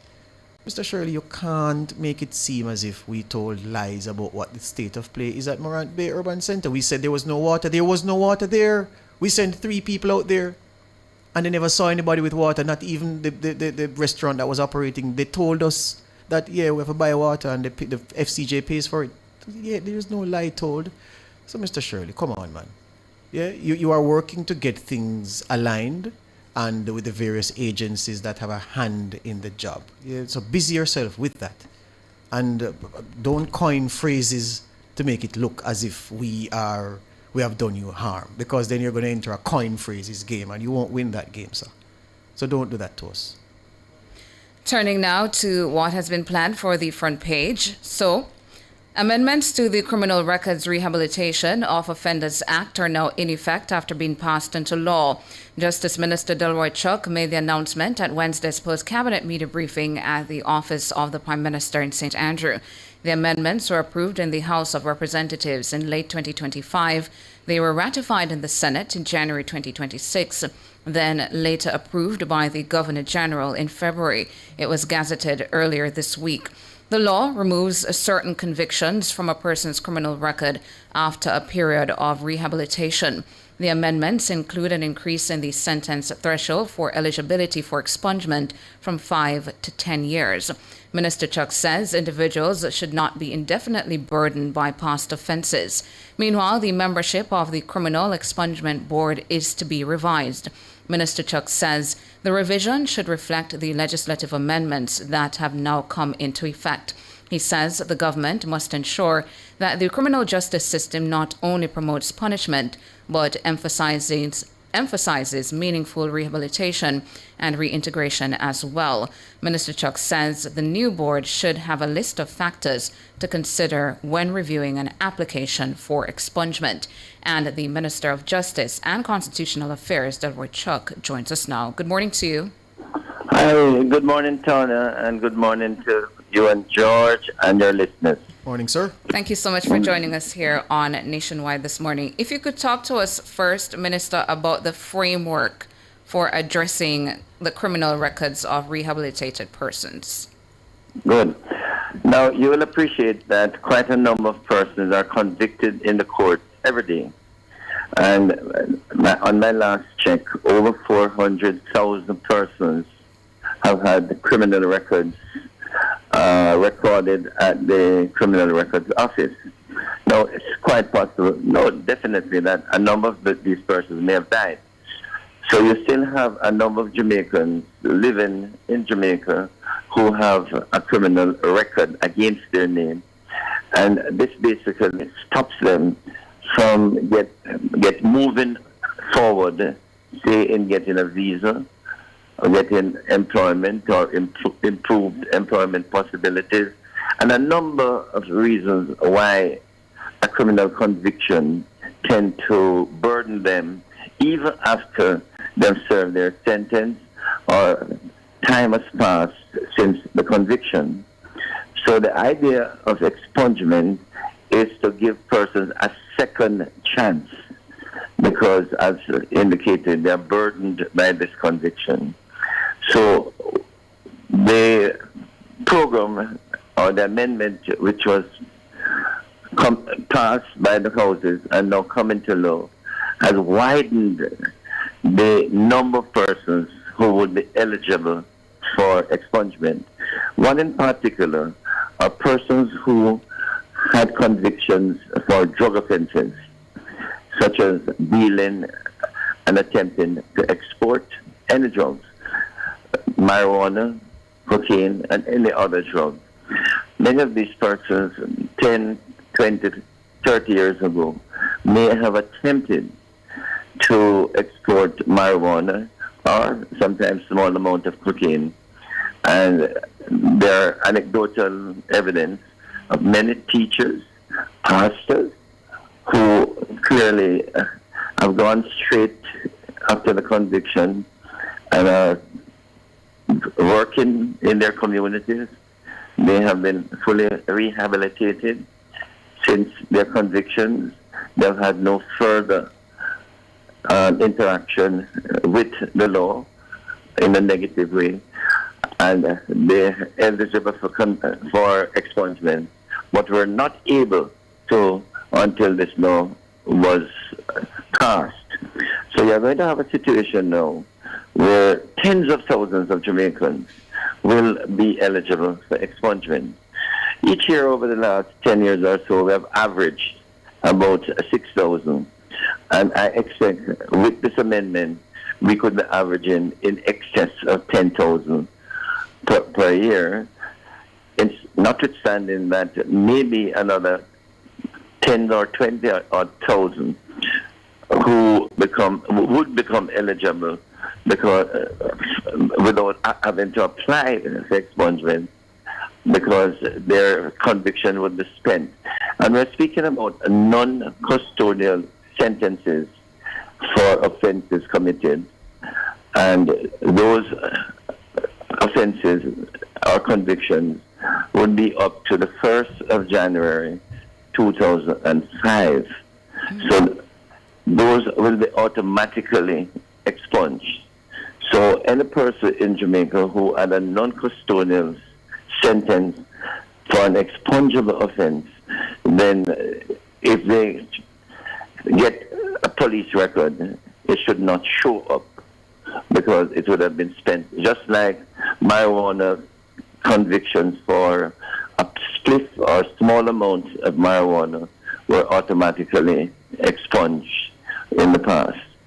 So that is the broad framework or jurisdiction of the expungement board, because of the likelihood that a number of applications or the number of applications will increase. We have decided to increase the board from 5 to 9, and with 9 members and maybe 3 or 5 sitting at any time, we're hoping that we can have at least 2 meetings per month. At the moment, the board meets about once per month to look at applications. Stick up in right there, Minister, because I was trying to see the utility in the increase in the board. What you've just said that they perhaps will be able to beat with more regularity, because I was wondering, how does increasing the complement of the board boost the efficiency in the processing of the applications, which is your goal? Right. So what happened? Let's take that response after the break. Yeah.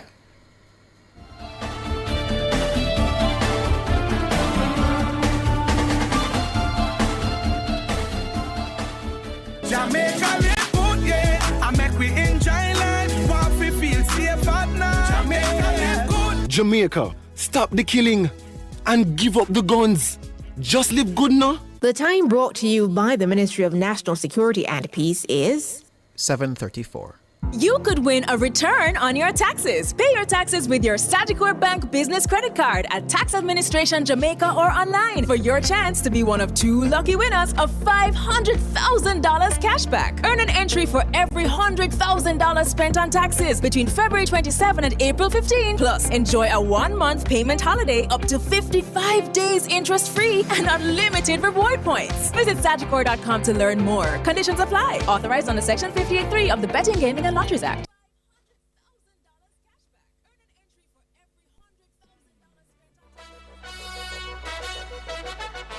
You may have been hearing the teasers. Now it's official. Beginning Monday, February 9, 2026, Nationwide News Network launches something special. The Nationwide Family Club, exclusively on Patreon. With the Family Club, members get early access to our documentaries before anyone else. Some of your favorite segments, including Cliff Says, What's on My Mind, Cover Story, and others, will now be a click away inside the Family Club. There are 3 tiers of membership. First, Bronze, the Family Insider, behind-the-scenes access, Monday motivational videos, members-only chats, and on-air birthdays and anniversary shoutouts. Second, Silver, Nationwide VIP. Breaking news alerts, exclusive documentaries, quizzes, personal milestones celebrated on air, and weekly family roll call mentions. Oh, and for our biggest supporters, our gold category, elite listener, full archive access, early releases, private studio tours, live show experiences, personalized birthday videos, and exclusive live streams. From historic election coverage to Lifetime, Impact, Jamaican milestones, and rare archive content. This is Nationwide like you've never seen it before. Join the family. Support Nationwide 90 FM, the station that informs, entertains, and educates. Visit patreon.com/Nationwide News Network. That's patreon.com/Nationwide News Network. Nationwide Family Club, where you are family, because we see you as family. to the women who give to everyone else. This International Women's Day, gain the future you deserve with Sagicor. Get protection with Sagicor Life's Total Woman Critical Illness Insurance. 10% off and a gift from Advantage General Ultimate Woman Auto Insurance. Special mortgage and auto loan rates, plus 7,500 credit card bonus points with Sagicor Bank. Lower trading fees with Sagicor Investments. Call 888-SAGICOR to learn more. Conditions apply. As a taxi man, every mickle make a muckle. The same way so, BCIC Easy Pay stay. Having 11 months to pay my car and home insurance, little by little, puts me at ease. Exactly. With my type of business, I have to fret about pay a big money, yet always covered. Get as much as 11 months to pay your car and home insurance while enjoying 100% coverage with BCIC Easy Pay.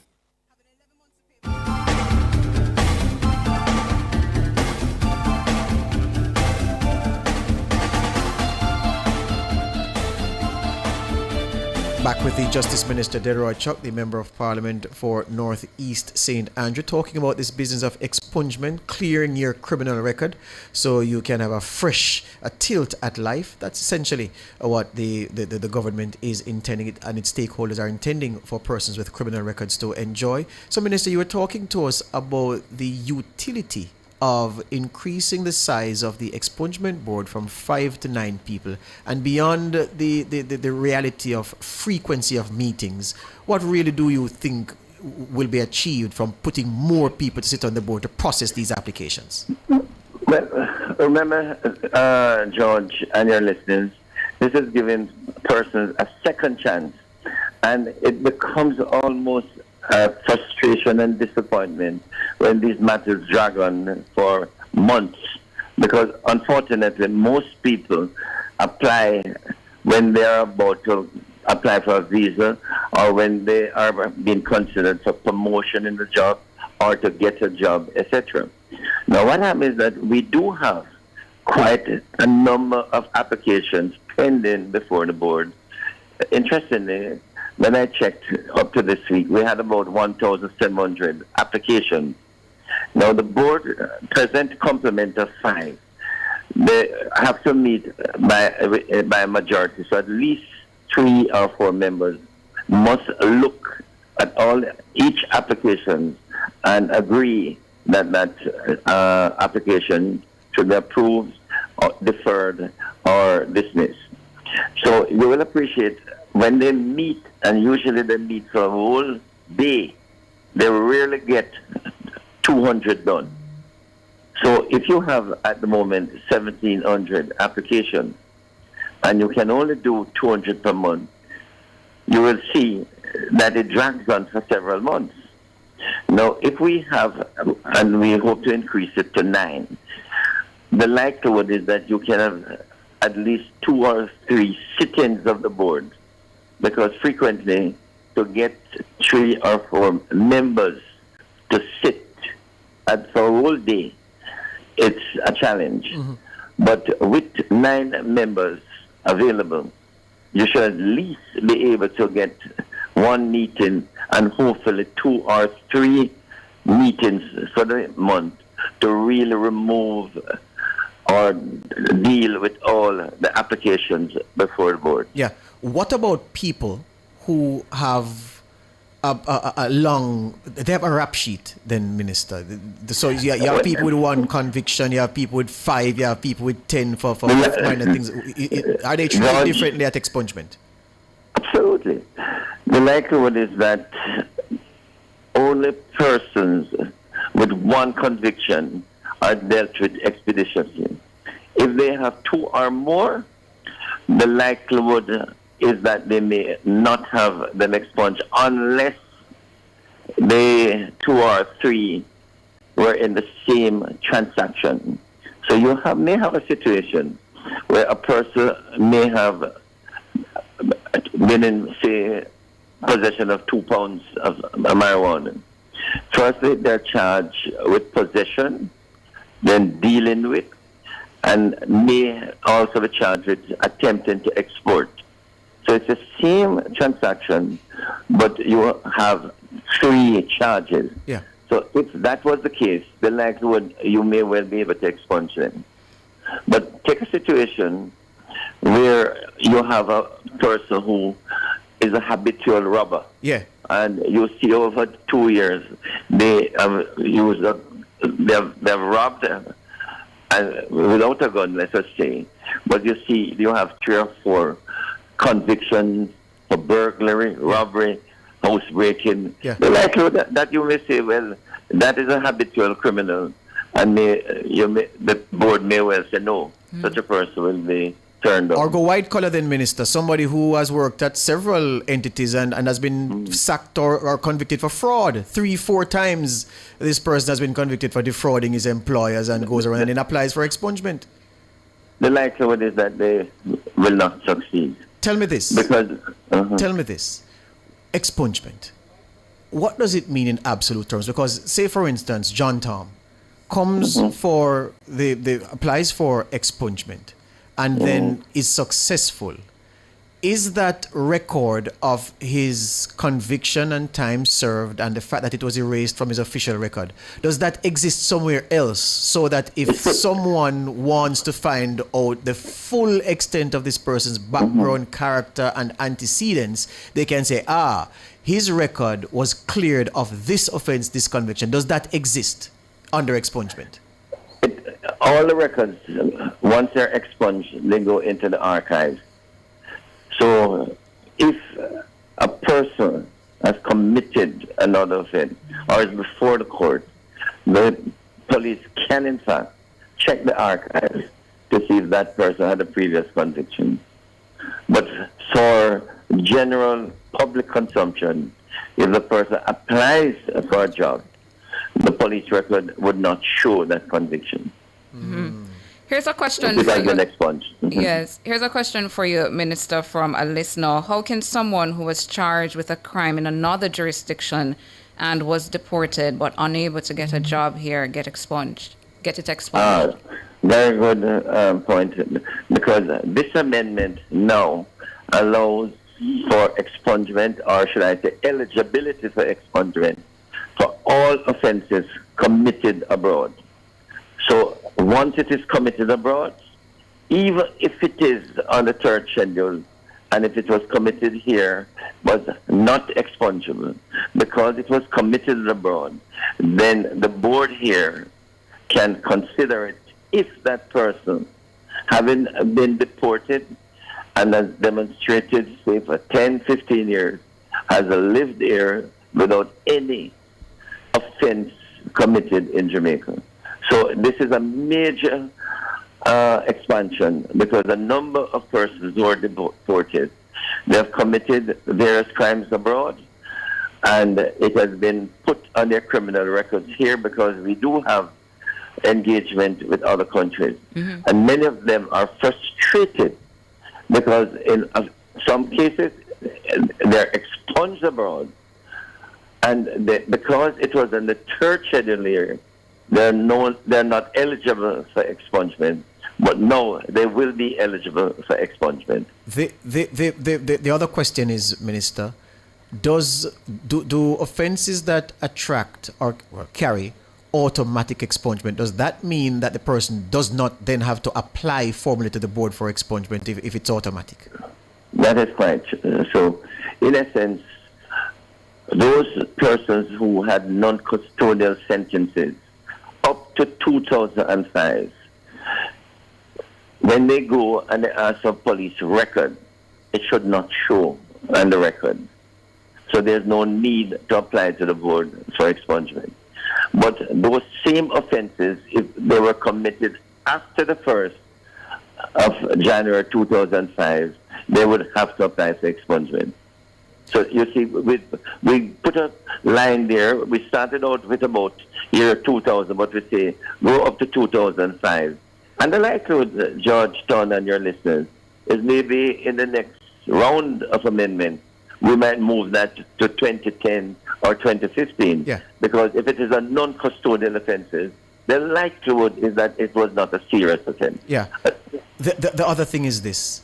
You know, there's no perfect law, and as you go along, you find things that you have to consider, which is why you have amendments. So consider this. someone who is applying for a job and their employer requests their police record, and the police record comes back clean because the conviction that they had has been expunged. Aren't you now compelling employers to go deeper than the on-the-face police record, to go and request any archival information on this person, just in case they're missing something, because people want to know the full picture. And if they go and get the full picture, which is the archival information on this person, which shows that they had a conviction for something expunged. Hold on.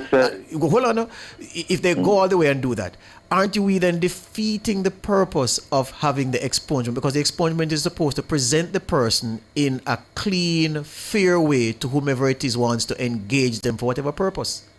The answer, George, is that once it has been expunged, the law says that a person, for our intents and purposes, has a clean record, and therefore an employer, anyone, cannot really ask for more, because the police record shows that the person has no record. It is only the police for persons who are charged again would have access to check the archives. Okay? I see. Very important distinction there to make. So the only time the archives will be checked is if the person has committed an offense and is before the court, and the court asks for a full comprehensive check, and the police would have access to the archives, but no one else will. Hear you on that. That's all the time we have this morning, Minister. Thank you very much for the clarity all the best provided. to you.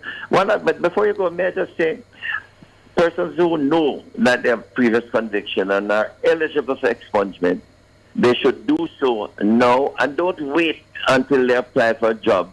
There are many persons who apply for a job, and the various entities, be it the BPOs or the security firms, it is when they ask for a police record that they go and find out, and they know, that they have a conviction.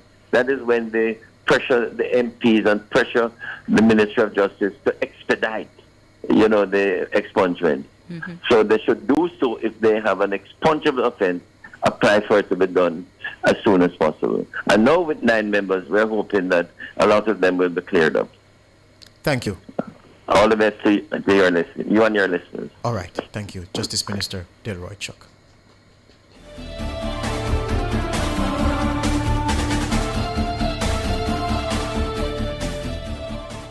For all your scales and food processing equipment, call Advanced Scales and Equipment Limited at 876-968-9612-5. The time by Advanced Scales and Equipment Limited is 7:50.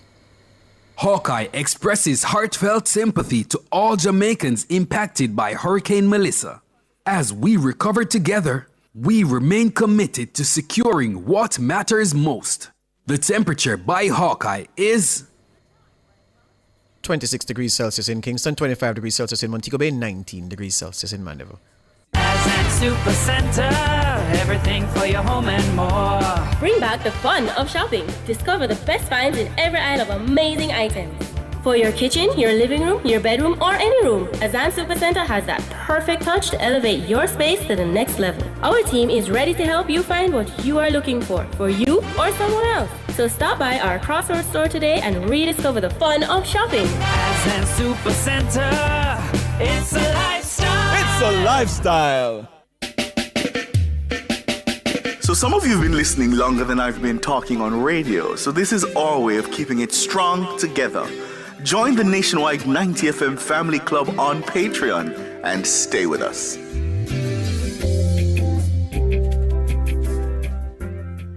As a taxi man, every mickle make a muckle. The same way, so BCIC Easy Pay stay. Having 11 months to pay my car and home insurance, little by little, puts me at ease. Exactly. With my type of business, I have to fret about pay a big money, yet always covered. Get as much as 11 months to pay your car and home insurance while enjoying 100% coverage with BCIC Easy Pay.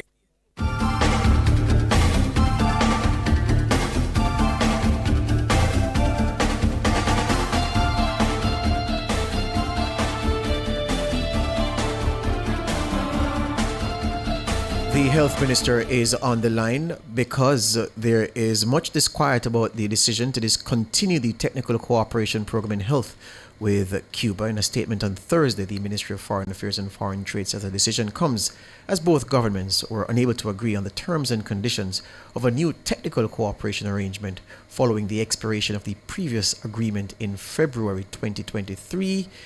The health minister joins us now to discuss. Morning, sir. Good morning. How are you? We're good here. We're good. And yourself? Not bad, thank you. Long night. We're in Parliament until about midnight or a little after, so. And a long day finance. Yeah. Long day today again, yes. Bombarded with messages we've been, Minister, since we reported on our 5 o'clock newscast on Thursday about this decision to end the technical cooperation agreement. Much of the response emotive because people have said the Cubans have been so good to us. How could we do this? And we invited you here to provide context to the decision. Right. Well, thank you. So, the first thing that I think needs to be very clear is that this is not a termination of the relationship that we have with the Cuban healthcare workers, and indeed a termination of the long relationship we have with the Cuban people. The issue resides around a technical cooperation agreement which guided previous arrangements, and the decision based on an extended period of discussions not to pursue that technical agreement, which has expired over a year, but at the same time hopefully develop new arrangements with the medical professionals who are here to give them an opportunity to continue doing what they're doing. So just to be absolutely clear, we're not sending home or asking that the Cubans who are here leave because we are not renewing or have chosen not to renew, having tried this agreement that has been in place. Essentially, we are seeking to establish new agreements, but agreements that are more in keeping with the laws of Jamaica and more direct with the individuals who are here. And we're hoping that most, if not all, of the Cubans take up these agreements, which I think would be better for them also. And what was the labor law challenge? So there are a couple of things. I wasn't as intimately involved, but the specifics, as would have been ventilated, I believe, before, resides around issues around their passport possession, which I think we resolved. So they are now in possession of their passports. The other one was around payment and payment methods. And that one was or appears to have been the sticking point for an extended period. And they have contributed to where we are today. How many doctors we're talking about? We have currently about 280 health workers. Most are nurses. I would say that maybe 30% or so are doctors, somewhere in that ratio, and the rest are nurses. In relation to the payment issue, Minister, is it still a matter where their salary, their payments were going directly to the government and not to them? Was that the issue? Partly, yes. Not all of it, but part of it, yes. And the government was was separating the payments? Our government? Well, again, it was an agreement, and it's an agreement with a historical context. This is a 40-year plus program, started in the 70s, long before our time, and we just sought to continue it with renewals over that period Which of is time. why people are saying then, Minister, then if this has been almost like in context a forever agreement, why is it that all of a sudden this Jamaican administration has a problem with it? Listen, no policy is constant. I mean, societies evolve. What may have been relevant at one point over time becomes no longer relevant for the context. I mean, the issues and the conversations have taken place in different quarters. matters have been raised, and it's not recent, although we have had greater volumes in recent times around some of these issues. And the government took a position that we have to ensure that we coexist within the global framework, and what we want to do is to make things right for the country as part of our economic model, and this was one of the considerations. It's not to take away from the value of the program, the purpose it is serving, the impact it's having on the Jamaican people. All of that has been expressed in uncertain terms. All that we have said is let us reconstruct the agreement to reflect what is the current modern thinking, and that has been the kind of justification for it, and I think it's reasonable for a country to take that position. What do you say to persons out there asking or wondering if the government's position was at all influenced by the U.S.'s posture on the program in relation to the payment of the medical workers? Well, look at it this way. I don't think any country, and a country of our, our kind of philosophical and policy goal, which is to expand and integrate and to provide economic connectivity across the world and to develop, can ignore the geopolitical landscape. I think it's important that to remain relevant, you have to consider these things. So I think it would be foolhardy for anyone to think that there were no sensitivities or consideration around those issues. But the truth is, countries do have a right to self-determine and do so in a sensible and pragmatic way. So the decision, even though those issues are issues that you have to consider, ultimately resided with the government of the day, and the government of the day conversed on the issue and took a decision that this is the right approach in support of where we are as a country, where we need to go, and of course the Jamaican people and how we are viewed in the international context. Are our Cuban partners understanding of the position we are in and why we couldn't come to a deal with them, or are they upset that we ended this agreement the way we have?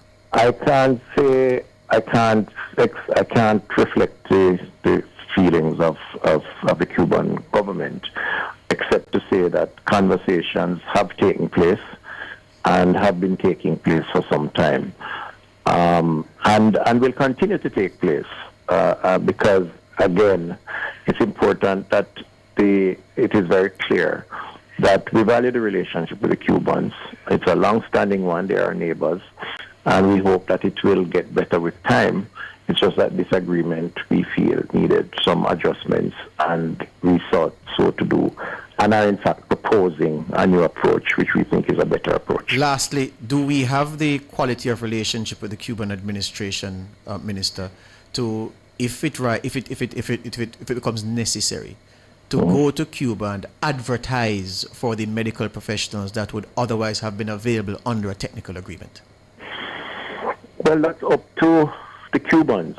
I mean, just as though we have a right to self-determine, they have a right to do similarly so, and it's really up to them, which I wouldn't venture to be so presumptuous to say it will or will not happen. What I'll say, though, is that the dialogue between ourselves and the Cuban authorities hopefully will continue, and certainly there's a willingness on our side to ensure that that continues. And in the area of health and health cooperation, which is my direct responsibility, I am more than willing and always willing to continue that dialogue, of course, supported by the policy of the government, which is determined by the cabinet. So the wish, the desire is to see this relationship continue, see it grow in the interest of integration regionally and hemispherically, but do so in a way that recognizes all and benefits from all. Is this a blow to healthcare in Jamaica? I don't think so. There are implications for adjustments in various forms. The truth is, with 280 plus health workers, to the extent that some may decide not to take up the offer that is on the table. It would create a gap, but we are at the same time filling some of the gaps that we have, even with the Cubans here, through various other means, the MOU with Ghana, with Nigeria, Philippines, India, and even recently when I advertised in the diaspora, we had over 100 applicants for these some of these specialist posts. So we are a lot more open now, even with expanded training in country, to a kind of inward migration, for want of a better word, because there is a recognition that in some areas labor is short, and we have to find ways to complement what we have. And healthcare cannot debate that, because it has implications for the life and the well-being of the people. It's a very, you can't say you don't want a nurse because they are not Jamaican, while patients are suffering. And so we have been a lot more bullish than most. And frankly speaking, I make no apologies for it, because the hospitals have to be equipped. And so we have been taking some more proactive positions, and it is bearing fruit. I think it will get better. We would certainly like the Cubans to be a part of it, but in a new dispensation. A final one from me before we let you go, Minister. The 280 plus here, when are they expected to leave? Well, hopefully they won't. That's my desire. But beyond that, there's a series of contracts that are in place, although the MOU between countries expired some time ago, that will take them up to 2028, the last batch. Normally we have batches coming in and batches going out. So we were up to about 350, we're down to about 280, with over the next 2 years or so, this 250 gradually going. Hopefully we can maintain some consistency under the new dispensation, where it doesn't peter out to none, and maybe even be expanded in keeping with the cooperation that we desire.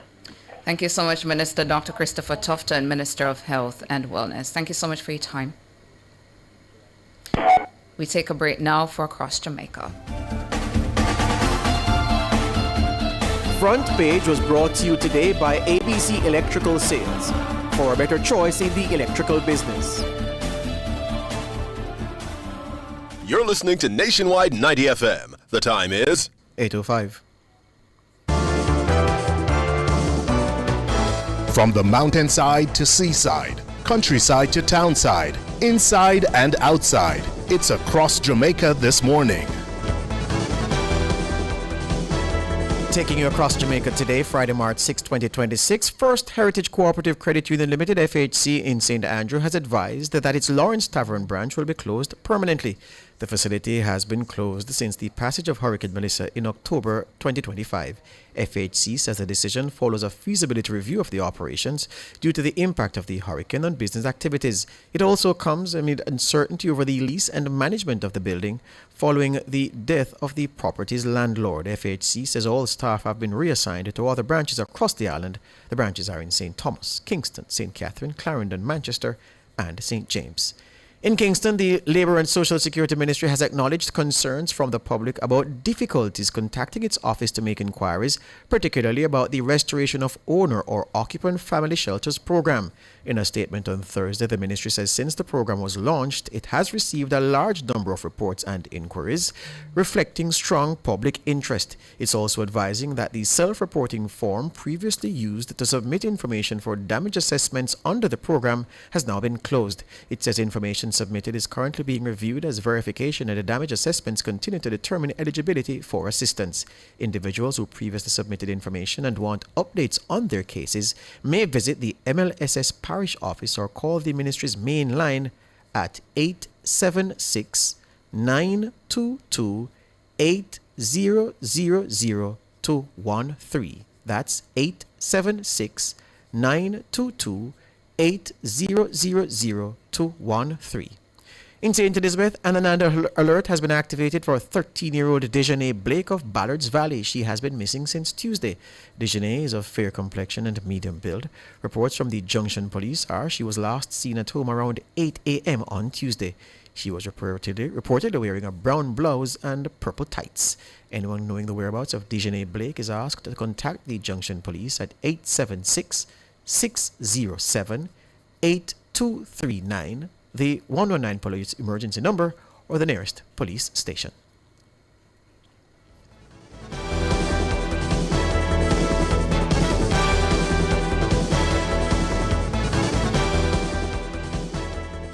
Upgrade your home or business with Cameron Industries and Joinery Limited.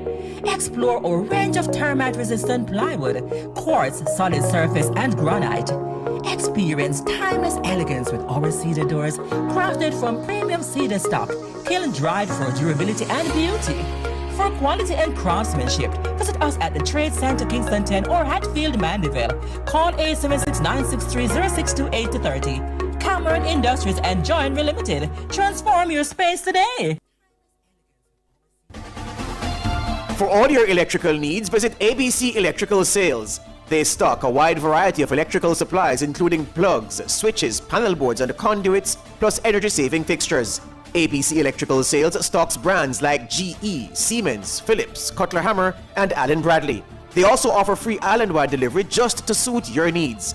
Visit them at Shop 8, Hatley Park Plaza, Kingston 10, or call 876-754-3714-5 or 876-754-3825-8. ABC Electrical Sales, for a better choice in the electrical business. The following is brought to you by the National Housing Trust, the key to your home.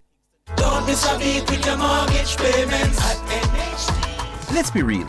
Managing a home, a job, and a million other things can cause you to forget a single date, no matter how important. If you have an NHT mortgage, forgetting that payment can be a major source of stress. But what if you could prevent the panic?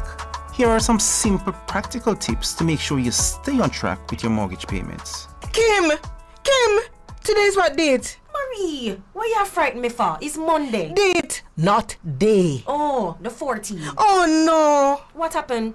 How this catch me, man? It's always the first of the month, every month. Oh, man. Yeah, worry me now. Is what happened? The NHT mortgage not pay yet. I don't know how this reached me. May have it right down. See it here? The first of every month. Maybe that's the problem, Mar. Why you don't make an arrangement with them to pay automatic? And you don't have to worry about it every month. It crossed my mind, you know. But I can't find the time with everything else that's happening. Well, you better try find it. Because this is the first time you miss. But to how you move of late, it won't be the last. Try not put your mouth on me. This can't reach me again. Suppose me lose my little house and come live with your Kim. Live with who? So the phone here. 888 call NHT. Thank you for calling the National Housing Trust. How may I help you? I really hope you can help me, sir, because I don't know how this happened to me. I had so many things happening this month. School fee for pay, insurance, mommy, doctor bill, and in all of that, I forget my mortgage. Please do. Tell me it's not too late. Okay, let me check. At the NHT, we understand how life gets sometimes. When was your last payment? Is your account up to date? Yes. If it's one thing about Marie Susanna Dalworth, me always pay my mortgage.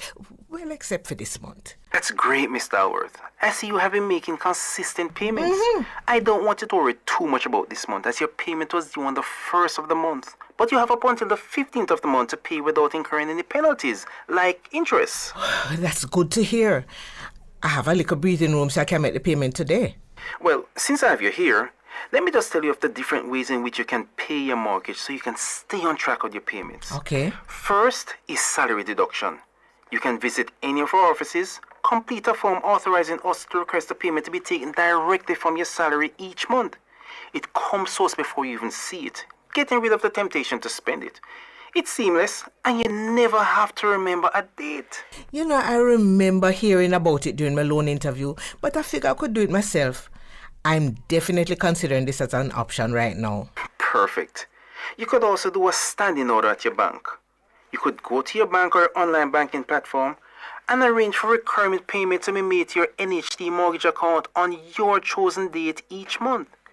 You control the date and it runs automatically from your account. Thank you so much, sir. This is a real weight off of my shoulder. I'm going to come in and settle my current payment today and make a plan for those in the future. My house is the biggest investment I have, so I have to do everything I can to keep my keys. Okay, that sounds good. Don't miss a beat with your mortgage payments when you pay the first of every month. Visit your nearest NHT branch or our website at nht.gov.jm for further details. Or call us at 876-929-6500 or 888-CALL-NHT. Don't miss a beat with your mortgage payments at NHT.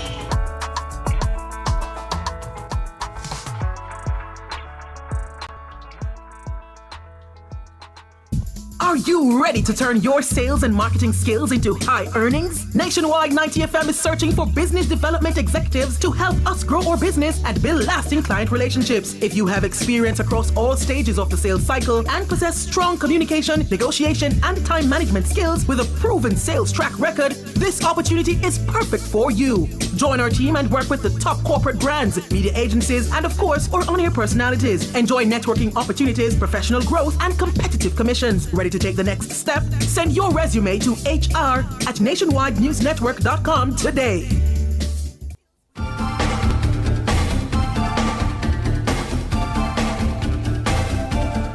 The stage is set for a thrilling football showdown. This Sunday, March 8th, the Pocket Rocket Foundation Peace Through Sports Six-a-Side Football Competition Finals take over the Red Stripe Football Field on Spanish Town Road. Kicking off at 3 p.m. Pals face Cessa in the battle for third place. Then it's a championship clash as Legend takes on Medley Mixers for the title. Over $1 million in cash and prizes, plus bragging rights. Come out and cheer on your team. All right, so the Pocket Rocket Foundation Six-a-Side Football Competition climaxes on Sunday at the Red Stripe Field on Spanish Town Road. And to talk more about the competition is the lady whose name the foundation has been named in honor of. Normally you'd say, 5 times this, 12 times that. You don't need to say that when you're talking to Shelley and Fraser Price. Good morning, Shelley. Good morning, George. How are you? Good. You sound like you just wake up. I wish. I've been up early. Today's career day for my son, so I've been up. Oh, excellent. What is he going to school as? A footballer, as usual. A footballer. Oh, boy. Can't get him to... I know. I can't get him to do anything else. At least I know his intentions, because this is the third time he's going as a footballer. As a footballer. There you go. All right, so tell me about Sunday now. What is it that you and your team will be doing at Red Stripe? Yeah, so as you know, the Pocket Rocket Foundation, through our Peace Through Sports initiative, we have a football competition that we started a couple of years ago, over 10 years ago actually, where we bring communities together through sports. And everybody knows that football has the power, to have unity, conflict resolution, and really a positive engagement for young men in communities. So that's what we started. So on Sunday, we will have, of course, the climax, the finals, and the third place playoff for the competition. We had 20 teams entered, and so now we're looking to crown a champion. Excellent. What time do the festivities get underway, and what are the prizes that the men will be playing for? Okay, so we start at 2:30 where we do our formalities, and of course the match starts at 3 p.m. where Pals will face Zessa in the third place playoff. And then in the finals, Medley Mixer. So Medley Mixer was actually a finalist last year when they were defeated by Friends for Real.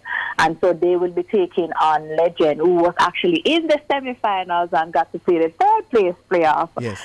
So the competition has really grown, and I am excited and, looking forward to the young men coming out and, really repping their different sides. And what is commendable is the fact that each year when a team comes in the competition, they build. You can see the building, you can see the camaraderie, you can see as well they go and they form teams and they get players from different teams. So it's a whole, ball game of trying to get the best players on the teams.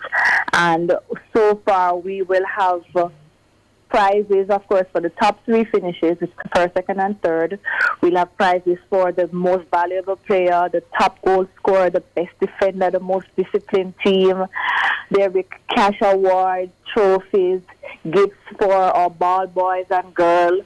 And of course, we have many giveaways that will be happening during the course of the competition on Sunday. Yeah, and you spoke about some things that bleed into community spirit. And I'm sure when you sat with your team to put this competition in motion, you wanted to do something to bring the community together, especially communities that were in a difficult place where violence is concerned. Yes, correct. So that's the real focus, and this is a community and family initiative. So families are able to come out, and we want to thank Red Stripes for really, giving us the opportunity to come use the field. Of course, there's, some restrictions that happens, but we are grateful that families can come out and they can enjoy the game of football, and that men can come, they can come on the field and they can play the game and understand that, they're from the same community, can play the game, have fun, friendly rivalry, and we can still coexist after. So persons are able to come out. We have local vendors who come and they sell their peanuts, and it's really just a community bonding. You don't see somebody in a very long time and they move to Duane Park. You're seeing them every weekend. They come out for the matches. So it's really just an opportunity to kind of bring the community together and really focus on positive energy, bringing friends together, building team support, and really coming out and showing support for the community. Shelley, I must tell you that last year there's a guy in our accounts department, Neil Morgan. He captained a team that was in the competition last year, and I supported them with sponsorship. But the team won't list. They didn't reach quarterfinal. The team that didn't reach quarter. So Shelley, we'll get the name and tell you. He came back to me this year for sponsorship. I'll know me to look for him. So I didn't know they get all sponsorship, because really and truly I must commend the sponsors. Take the opportunity to thank the sponsors, because without them this wouldn't be possible. So as again, the teams, how this competition has evolved is Nike provides this kit for all the teams. So they don't have to worry about a gear. They get socks, they get their kits, and they come out and they play. They have to register to win the competition, but each match they win during the stage, the group stages, they get $5,000 for winning that match. So essentially, if you're able to win, 2 matches, you get back the money that you would have paid to register in the competition, right? So everybody gets something if you win a match. Yeah. So you don't leave the competition empty-handed. And of course, we have San Marino Paper Products, and we have Rymax, who's our tightest sponsor, and they come and they give away, different balls and different things throughout the competition for the young men who score, for the ladies who come and take a penalty kick, whatever it is. So it's a real family engagement. And then you have San Marino, who will give them hand towel, packs of tissue. First gas will give them gas. Each player that scores a goal gets gas. And then, of course, hydration by Gatorade and 876 Water, which is our Grace brand. And then now for the finals, we have main events who will be coming on to do a whole production to make sure that the finals big, bad, and bossy. So we have to big up main events. We have to big up all our sponsors who have taken the time out to make this such a success. Because ultimately, when the players walk away, this is something that I want them to continue to nurture, to really realize that they have an opportunity to come to play and to make sure that they, continue the competition, and that is because of their behavior. And we have to big up the on-state police station for really coming on board. They're there every week, just policing, watching games, and making sure that safety is our priority. So far the competition has been excellent, and we big up the directors who are day to day, making sure that the organizing of the football is done, and our project manager as well, and the whole board members of the Pocket Rocket Foundation. Because everything that we do with intention, and we do with a lot of pride and integrity. So we are really grateful for the opportunity to continue to stage this year after year, and we're looking to do even more things for the players. Excellent. I'll leave you with this, Shelley. Him saying play for Trendsetter. Oh, I never tell you one joke about Trendsetter. I can't tell it on the radio. All right, we talk later. We message you later. All right. All right. Thank you very much, Shelly. All the best. You, George. Yeah, man, you're and welcome. Make sure everybody come out to the finals. It's this Sunday at the Red Stripe Field on Spanish Town Road. So if you don't have a team, you can pick a team. We have the finals between Med the Mixer and Legend. So pick a team, come out, support the team, bring your kids, bring your family, have some fun. And we really look forward to just having a fantastic day on Sunday. All right, Pocket Rocket. Thank you very much. All the best. You're welcome. Bye. Thank you. Yeah, man. Shelly and Fraser Price there, the Pocket Rocket Foundation, the climax of their six-a-side football competition at the Red Stripe Field on Sunday. She says from about 2:30, you can come on down and enjoy the action and the festivities. Break time. Back with more after these.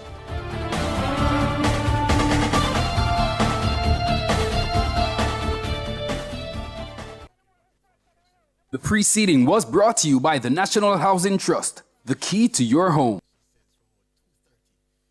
Alson Pest Control Services, the pest control experts you can trust. Contact us at 876-338-6056. The time courtesy of Alson Pest Control Services is 8:23. Fontana Pharmacy has a wide variety of items from pharmaceuticals, household, cosmetics, toys, and more. The temperature by Fontana Pharmacy, it's all good inside, is 28 degrees Celsius in Kingston, 27 degrees Celsius in Montego Bay, 21 degrees Celsius in Mandeville.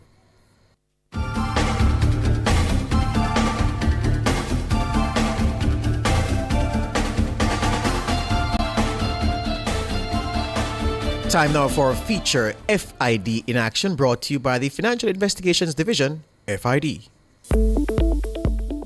Welcome to the FID in Action, a 5-minute production of the Financial Investigations Division aimed at empowering you to understand, identify, avoid, and report financial crimes. Each episode of FID in Action delivers expert insights and practical tips to help you stay alert and informed. It highlights the FID's ongoing work and commitment to safeguarding Jamaica's financial system. Let's dive into today's episode. Today, we're looking at the importance of public support in tackling financial crime. Financial crime doesn't grow in the darkness by accident. It grows when people stay silent, dismiss red flags, or assume that somebody else will report it. But the truth is, many major fraud and money laundering investigations begin with one thing: a tip. One anonymous report about unexplained wealth, suspicious banking activity, fake investment offers, or someone moving money for others can help investigators and forensic examiners connect the dots. What looks small on the surface can lead to the discovery of a much wider network involving fraud, scamming, money laundering, or organized crime.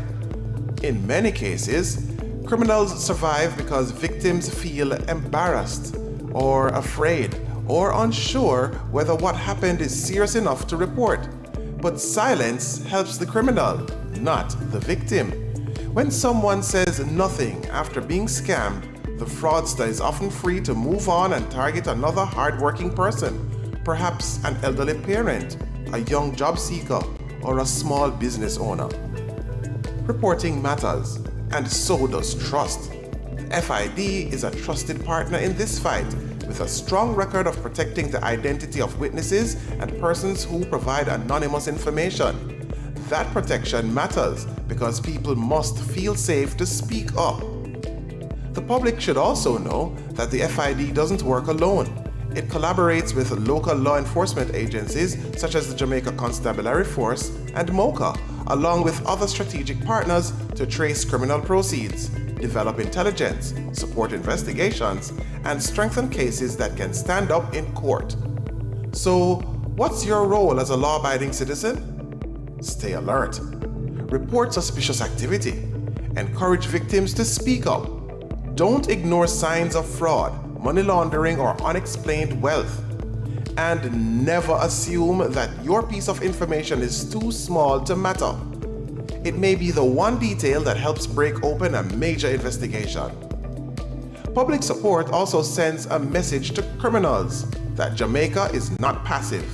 Communities are watching. Victims are speaking.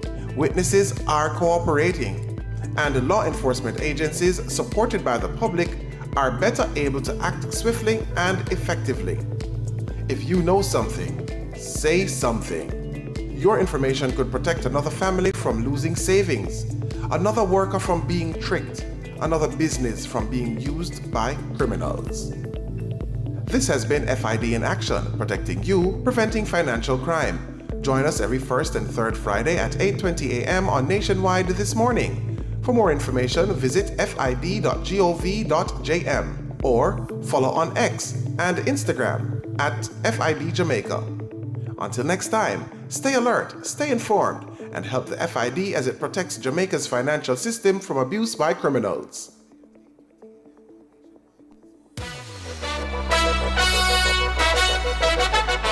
You may have been hearing the teasers. Now it's official. Beginning Monday, February 9, 2026, Nationwide News Network launches something special. The Nationwide Family Club, exclusively on Patreon. With the Family Club, members get early access to our documentaries before anyone else. Some of your favorite segments, including Cliff Says, What's on My Mind, Cover Story, and others will now be a click away inside the Family Club. There are 3 tiers of membership. First, Bronze, the Family Insider, behind-the-scenes access, Monday motivational videos, members-only chats, and on-air birthdays and anniversary shoutouts. Second, Silver, Nationwide VIP. Breaking news alerts, exclusive documentaries, quizzes, personal milestones celebrated on air, and weekly family roll call mentions. Oh, and for our biggest supporters, our gold category, elite listener, full archive access, early releases, private studio tours, live show experiences, personalized birthday videos, and exclusive live streams. From historic election coverage to lifetime, impact, Jamaican milestones, and rare archive content. This is Nationwide like you've never seen it before. Join the family. Support Nationwide 90 FM, the station that informs, entertains, and educates. Visit patreon.com/Nationwide News Network. That's patreon.com/Nationwide News Network. Nationwide Family Club, where you are family, because we see you as family. From the world to Jamaica, CFL delivers. Global reach, Caribbean reliability. Call 876-320-2263 or visit shipcfl.com. The time by CFL Jamaica is 8:29.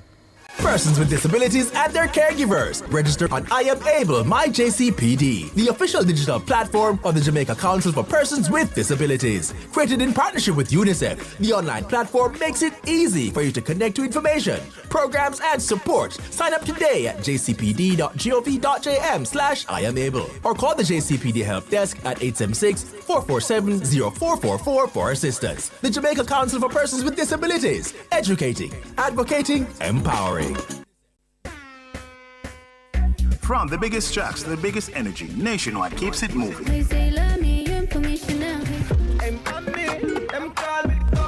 If you love the vibes, come and lock in with us for real.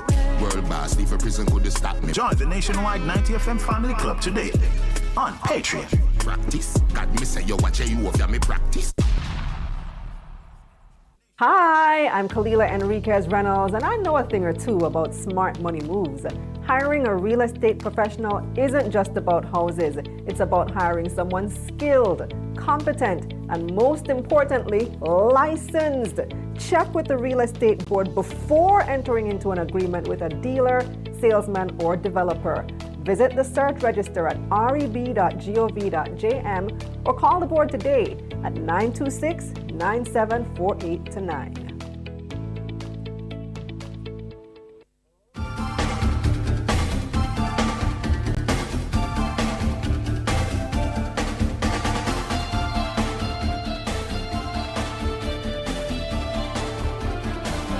All right. It's that time of morning when we make the draw for the Nationwide Family Club supermarket vouchers. So our proud 4%ers who are part of the Nationwide Family Club, we've entered the names in a box, or paid up members, and we are going to reward 4 of them with supermarket vouchers in the value of 25,000 Jamaican dollars. Now, I'm doing the talking, but the lady of the house, she has to do the real business, which is to pick the names out. No, let us put the disclaimer in.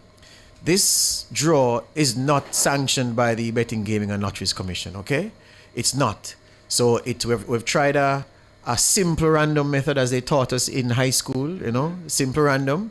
And Tawna is just going to shake the box, and whatever paper she picks out, the name that comes out, that's the winner. All right, so we're going to do 1, 2, 3, and 4, to get 4 winners, $25,000 each. So, Mr. King, you have music? You have drum roll? Him saying now the drum roll, the drum bust up this morning when Tawna work.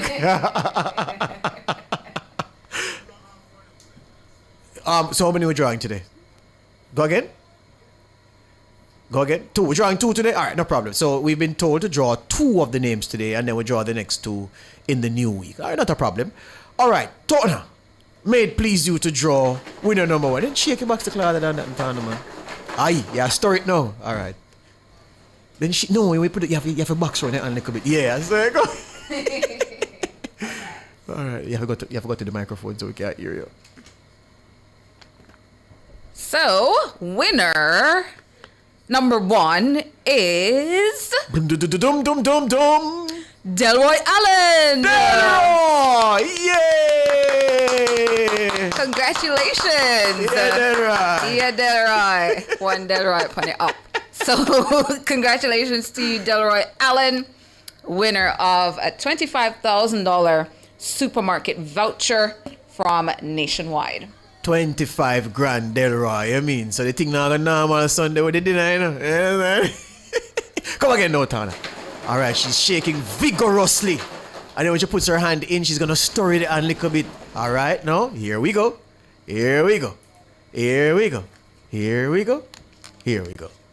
right. And the second winner is Desmar. So the D's have it. Yes. The D's have it. Delroy first and then Desmar. Congratulations to you, Desmar. Good morning to both of you, Delroy Allen and Desmar, the first 2 winners of $25,000 supermarket voucher from Nationwide. All right, the family club members. So we have 2 of 4 down, and next week we're going to do the other 2. So our people in love complaining. So they're going to complain, say, our 2-man win. Then our 2-man with D name win. Why? Yeah, but we're insufferable sometimes, But we still love it the same way. I never look, I don't know who name, I just pick up. We just pick. Yeah. All right? So, Delroy Allen and Desmar, you have both won yourselves gift vouchers valued, each of them, at 25,000 Jamaican dollars. Congratulations. King, not even that? Why King? I don't know. King, I don't know. King run out of tune. Which day is Sunday? Tell us. Which day is Sunday? Sunday is that day. And them thing that you look for. All right, start with that tune then, King. Give us something.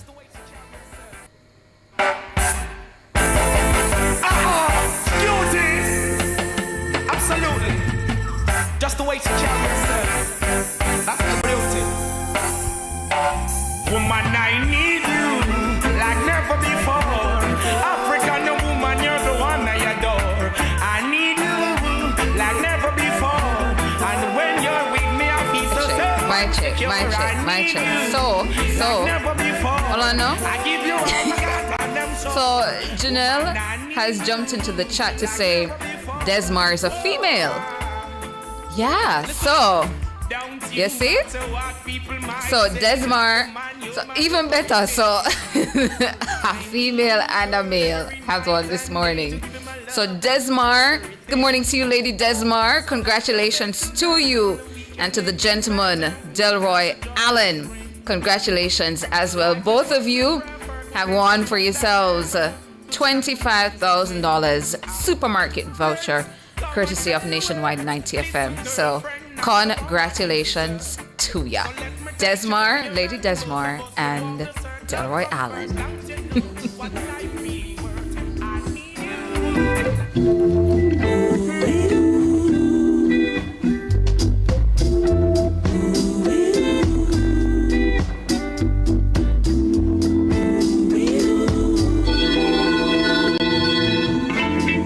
Something about you, girl, and I don't think it's just your smile.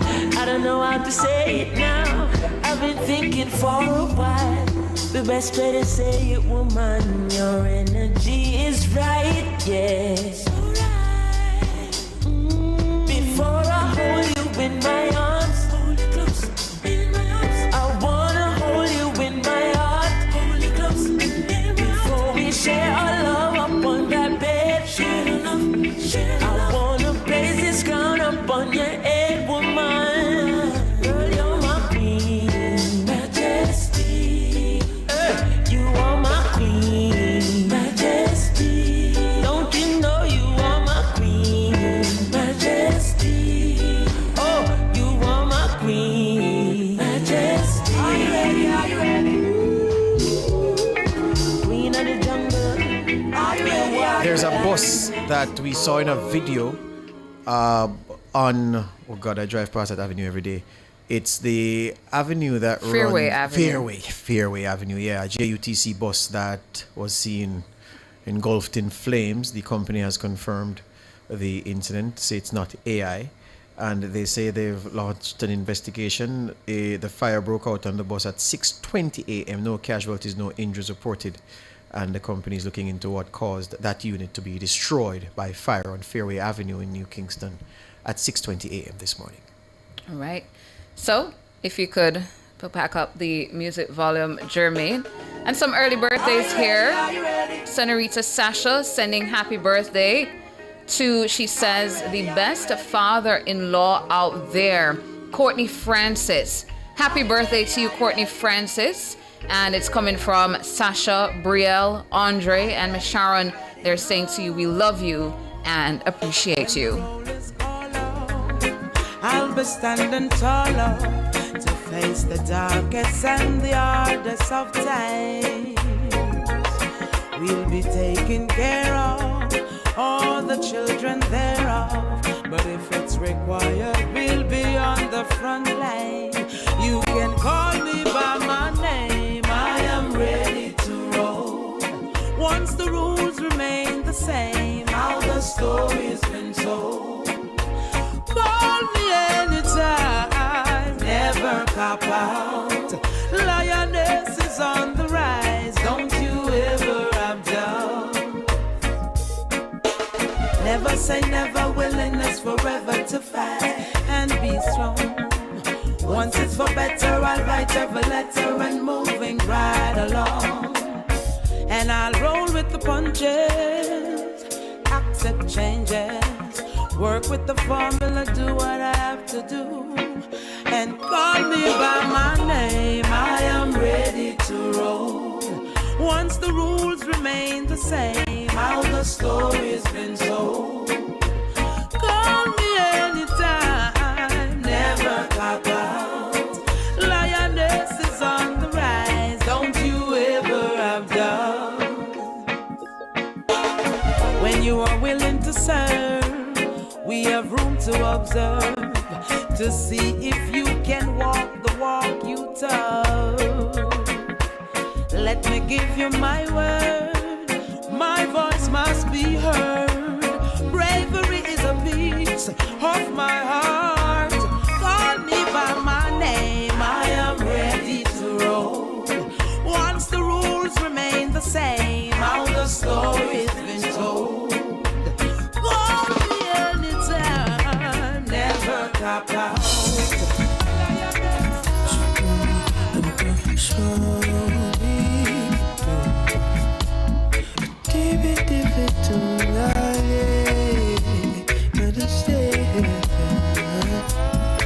Your struck me down lightning, thunder in my soul, baby.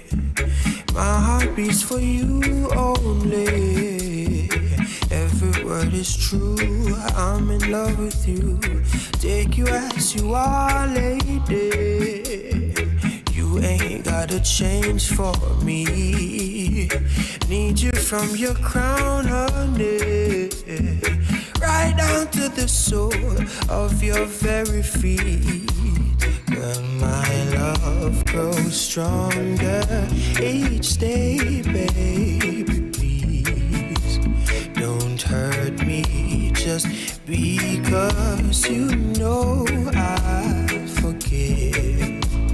Girl, my love grows stronger each day, baby. Please don't hurt me just because you know I forgive. Hold me until we die. Weather together the storms of life. It won't always be sunshine. Baby, we're blends of imperfection. Oh, oh, oh. Give me your heart and soul. Love me like you've never loved before. Beautiful morning dew. I'll be your shoulder to cry on to. Hey, girl, my love grows stronger each day, baby. Please don't hurt me just because you know I forgive. No, my love grows stronger each day. Visit irockin.com for more Nigerian news anytime. Because you know I forgive.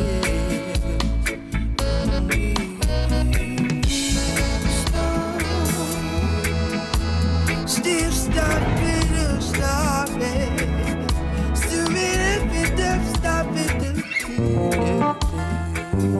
Yeah, yeah. You are my African queen. Ooh, Lord, ooh, Lord. Just like the sun, light up the earth, you light up my life.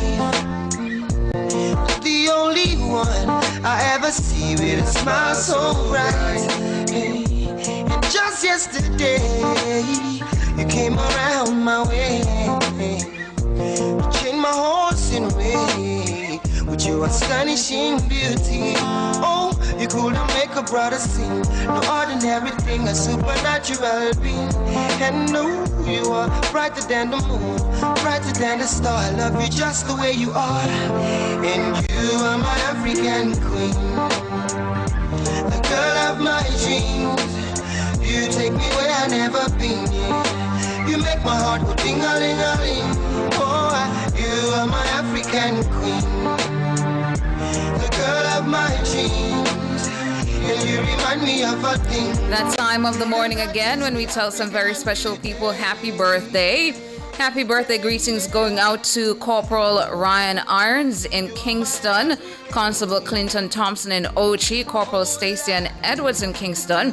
Happy birthday and happy anniversary to Andre and again Richards in Mobay, celebrating their anniversary today. So happy anniversary to the Richards, wishing for them a lovely day. The greetings are coming from Sergeant Wayne Wallace, and this one says, would love to send happy birthday greetings to my mom, Danita Williams Sinclair, coming from her loving son, Matthew, her husband, Foster, her siblings, Lynette and Garth, niece, Latoya, and all the rest of the family. We're continuously grateful and appreciative of her. And I'm always very grateful for your help in making my folks feel acknowledged on their special day. So she's also giving a thank you to Nationwide. So today is your birthday, Danita Williams Sinclair. Happy birthday to you, coming from your family. And this one, oh, it's not today, Sunday. All right, so happy birthday when it comes to you, Danita Williams Sinclair, from your loving son Matthew, your husband Foster, siblings Lynette and Garth, niece Latoya, and all the rest of the family. This one says, Very special birthday here, my beautiful, sweet daughter. There aren't enough words in this world for me to express how much I love and adore you. You are my drive, my pride, and my joy, my absolute everything. Here's to today, double digits, big 10. I pray God's richest blessings on you today and forevermore. Happy birthday, Amira, from your mommy, Robian, our very own Robian. Her daughter Amira is celebrating her birthday today. So happy birthday to you, Amira, from your mommy, Robian, and your family. They're saying to you lots of love. This one says, happy and blessed birthday greetings to my friend, a fellow March Queen, Mrs. Naholda Davis, on her very special day. So it's tomorrow. So happy birthday when it comes tomorrow, Mrs. Naholda Davis. This one says to you, loads of love and blessings coming from Danita, Ringo, Matthew, and the rest of the family. We love and appreciate you. Have a blast. Over on Facebook, Wayne Patterson, it's your birthday today. Happy birthday. Happy birthday as well to Kenya Ellington, Jerry Oso Fabulous, Morrison Laporte. Happy birthday as well to Natalia Rogers, Stacey Ann Edwards, and Unique Peart. Happy birthday. And over in the YouTube chats, I'm seeing here Judith Dodd sending happy birthday to her brother Carlos. His birthday is tomorrow. So happy birthday when it comes tomorrow, Carlos, from your mom, your sisters, and your brother. Sonia Hutton sending happy birthday to her loving husband, Samuel. And Sonia says, sorry I'm not there with you today, but we'll make it up to you. Love you, Sammy. So happy birthday to you, Samuel, from your wife, Sonia Hutton. And Donna Morgan sending happy birthday blessings to Reverend Lloyd Allen of the Ecclesia Worship Center in Mandeville. Have a wonderful day coming from your church family. And Christopher Bowen sending happy birthday to his daughter, Alicia Bowen. Alicia, it's your birthday today. Happy birthday to you from your dad, Christopher Bowen.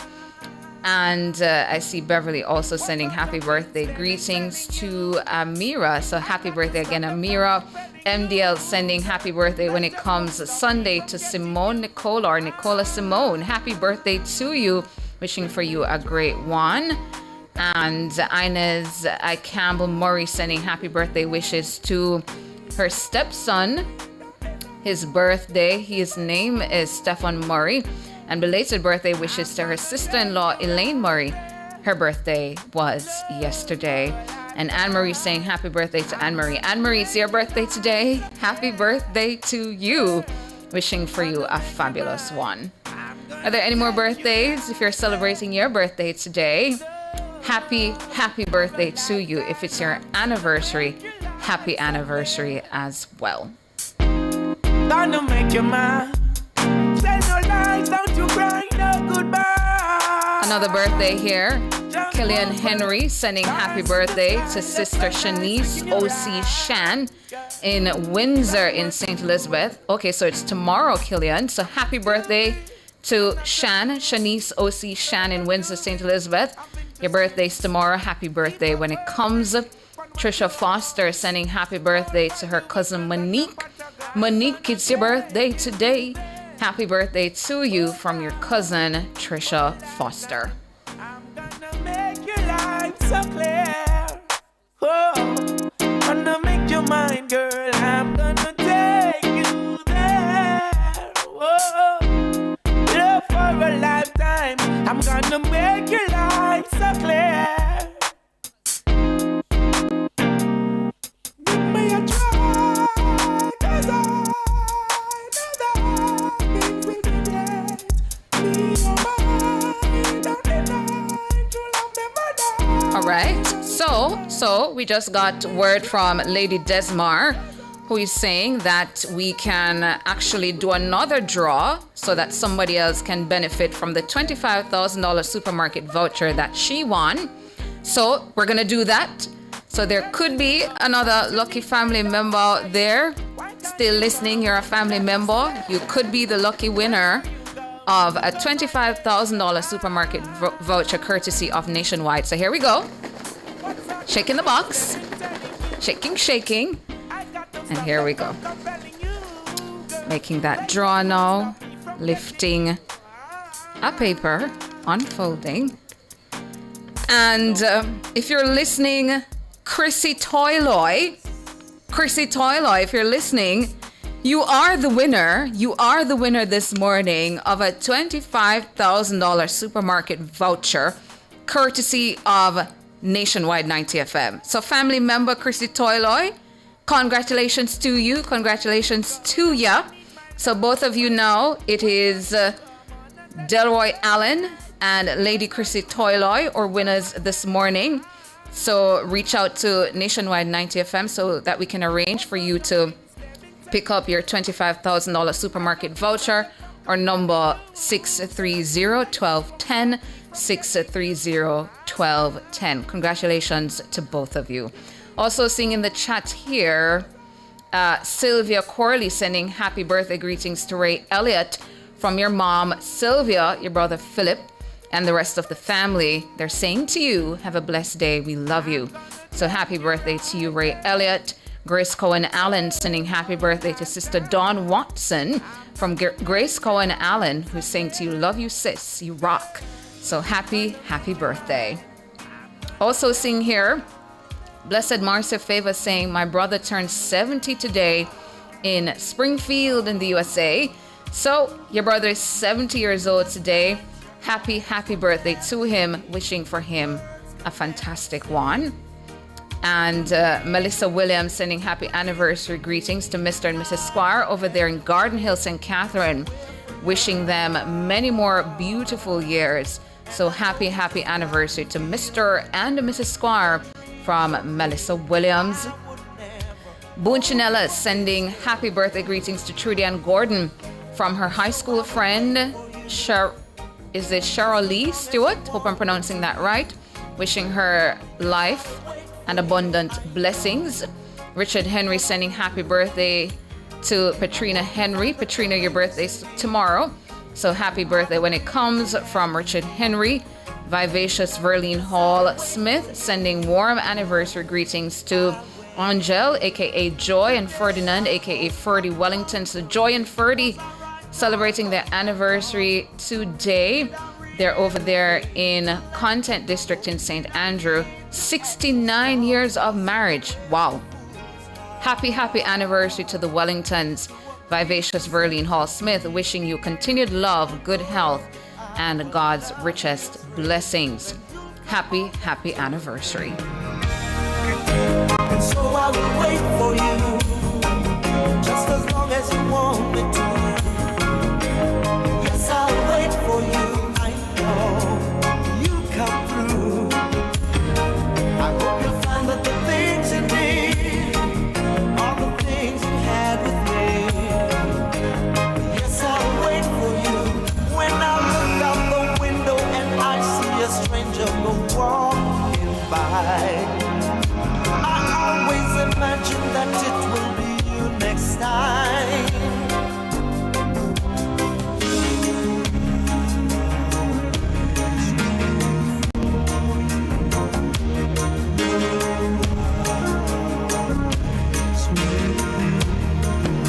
So wear for your heart, and I know just how you feel. Your dreams are real, and I would never hold you against your will.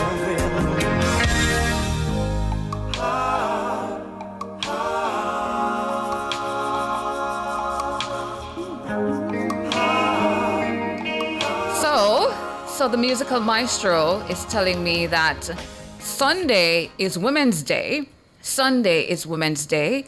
So on behalf of all the lovely gentlemen here at Nationwide, they're sending and dedicating this one to all the beautiful and lovely women out there. All the mommies, all the wives, all the girlfriends, all the women out there. This one, and Jermaine says, the musical maestro Jermaine King says, especially to his wife. What's the abbreviation you use for Patrice? PPCK. Yeah, man. So this one is for you. My inner feeling and thankfulness for showing me the meaning of success.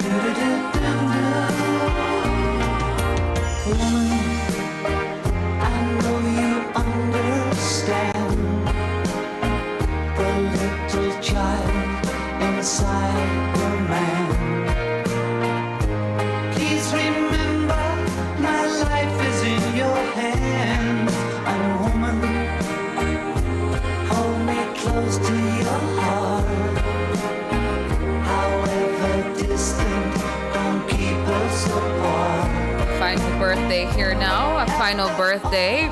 Sybil Robinson sending happy birthday to Sister Anelia. Anelia, happy birthday to you. Wishing for you a lovely day. And this one from Vivacious Verlene Smith. Vivacious Verlene Hall Smith sending belated birthday greetings to her cousin Yvette Reynolds and her son Janor Carr and niece Asha Fuller. May this new year of your life be filled with joy, love, and many, many wonderful blessings. So happy birthday to them. So that's about it for the show. Thank you so much for tuning in to Nationwide this morning. NTM, the big show. Thanks so much to our technical operator and the musical maestro, Jermaine King, our super producer, Michelle McCray Smith, and our super editor, Kimone Thompson, and my super co-host, who had to cut out a bit short or a bit early, George Davis. Up next, you have the Consumer Hour with Norgay Banton, and at 10, Cliff Hughes Online. I'm Tana. Good morning. No New Year's Day.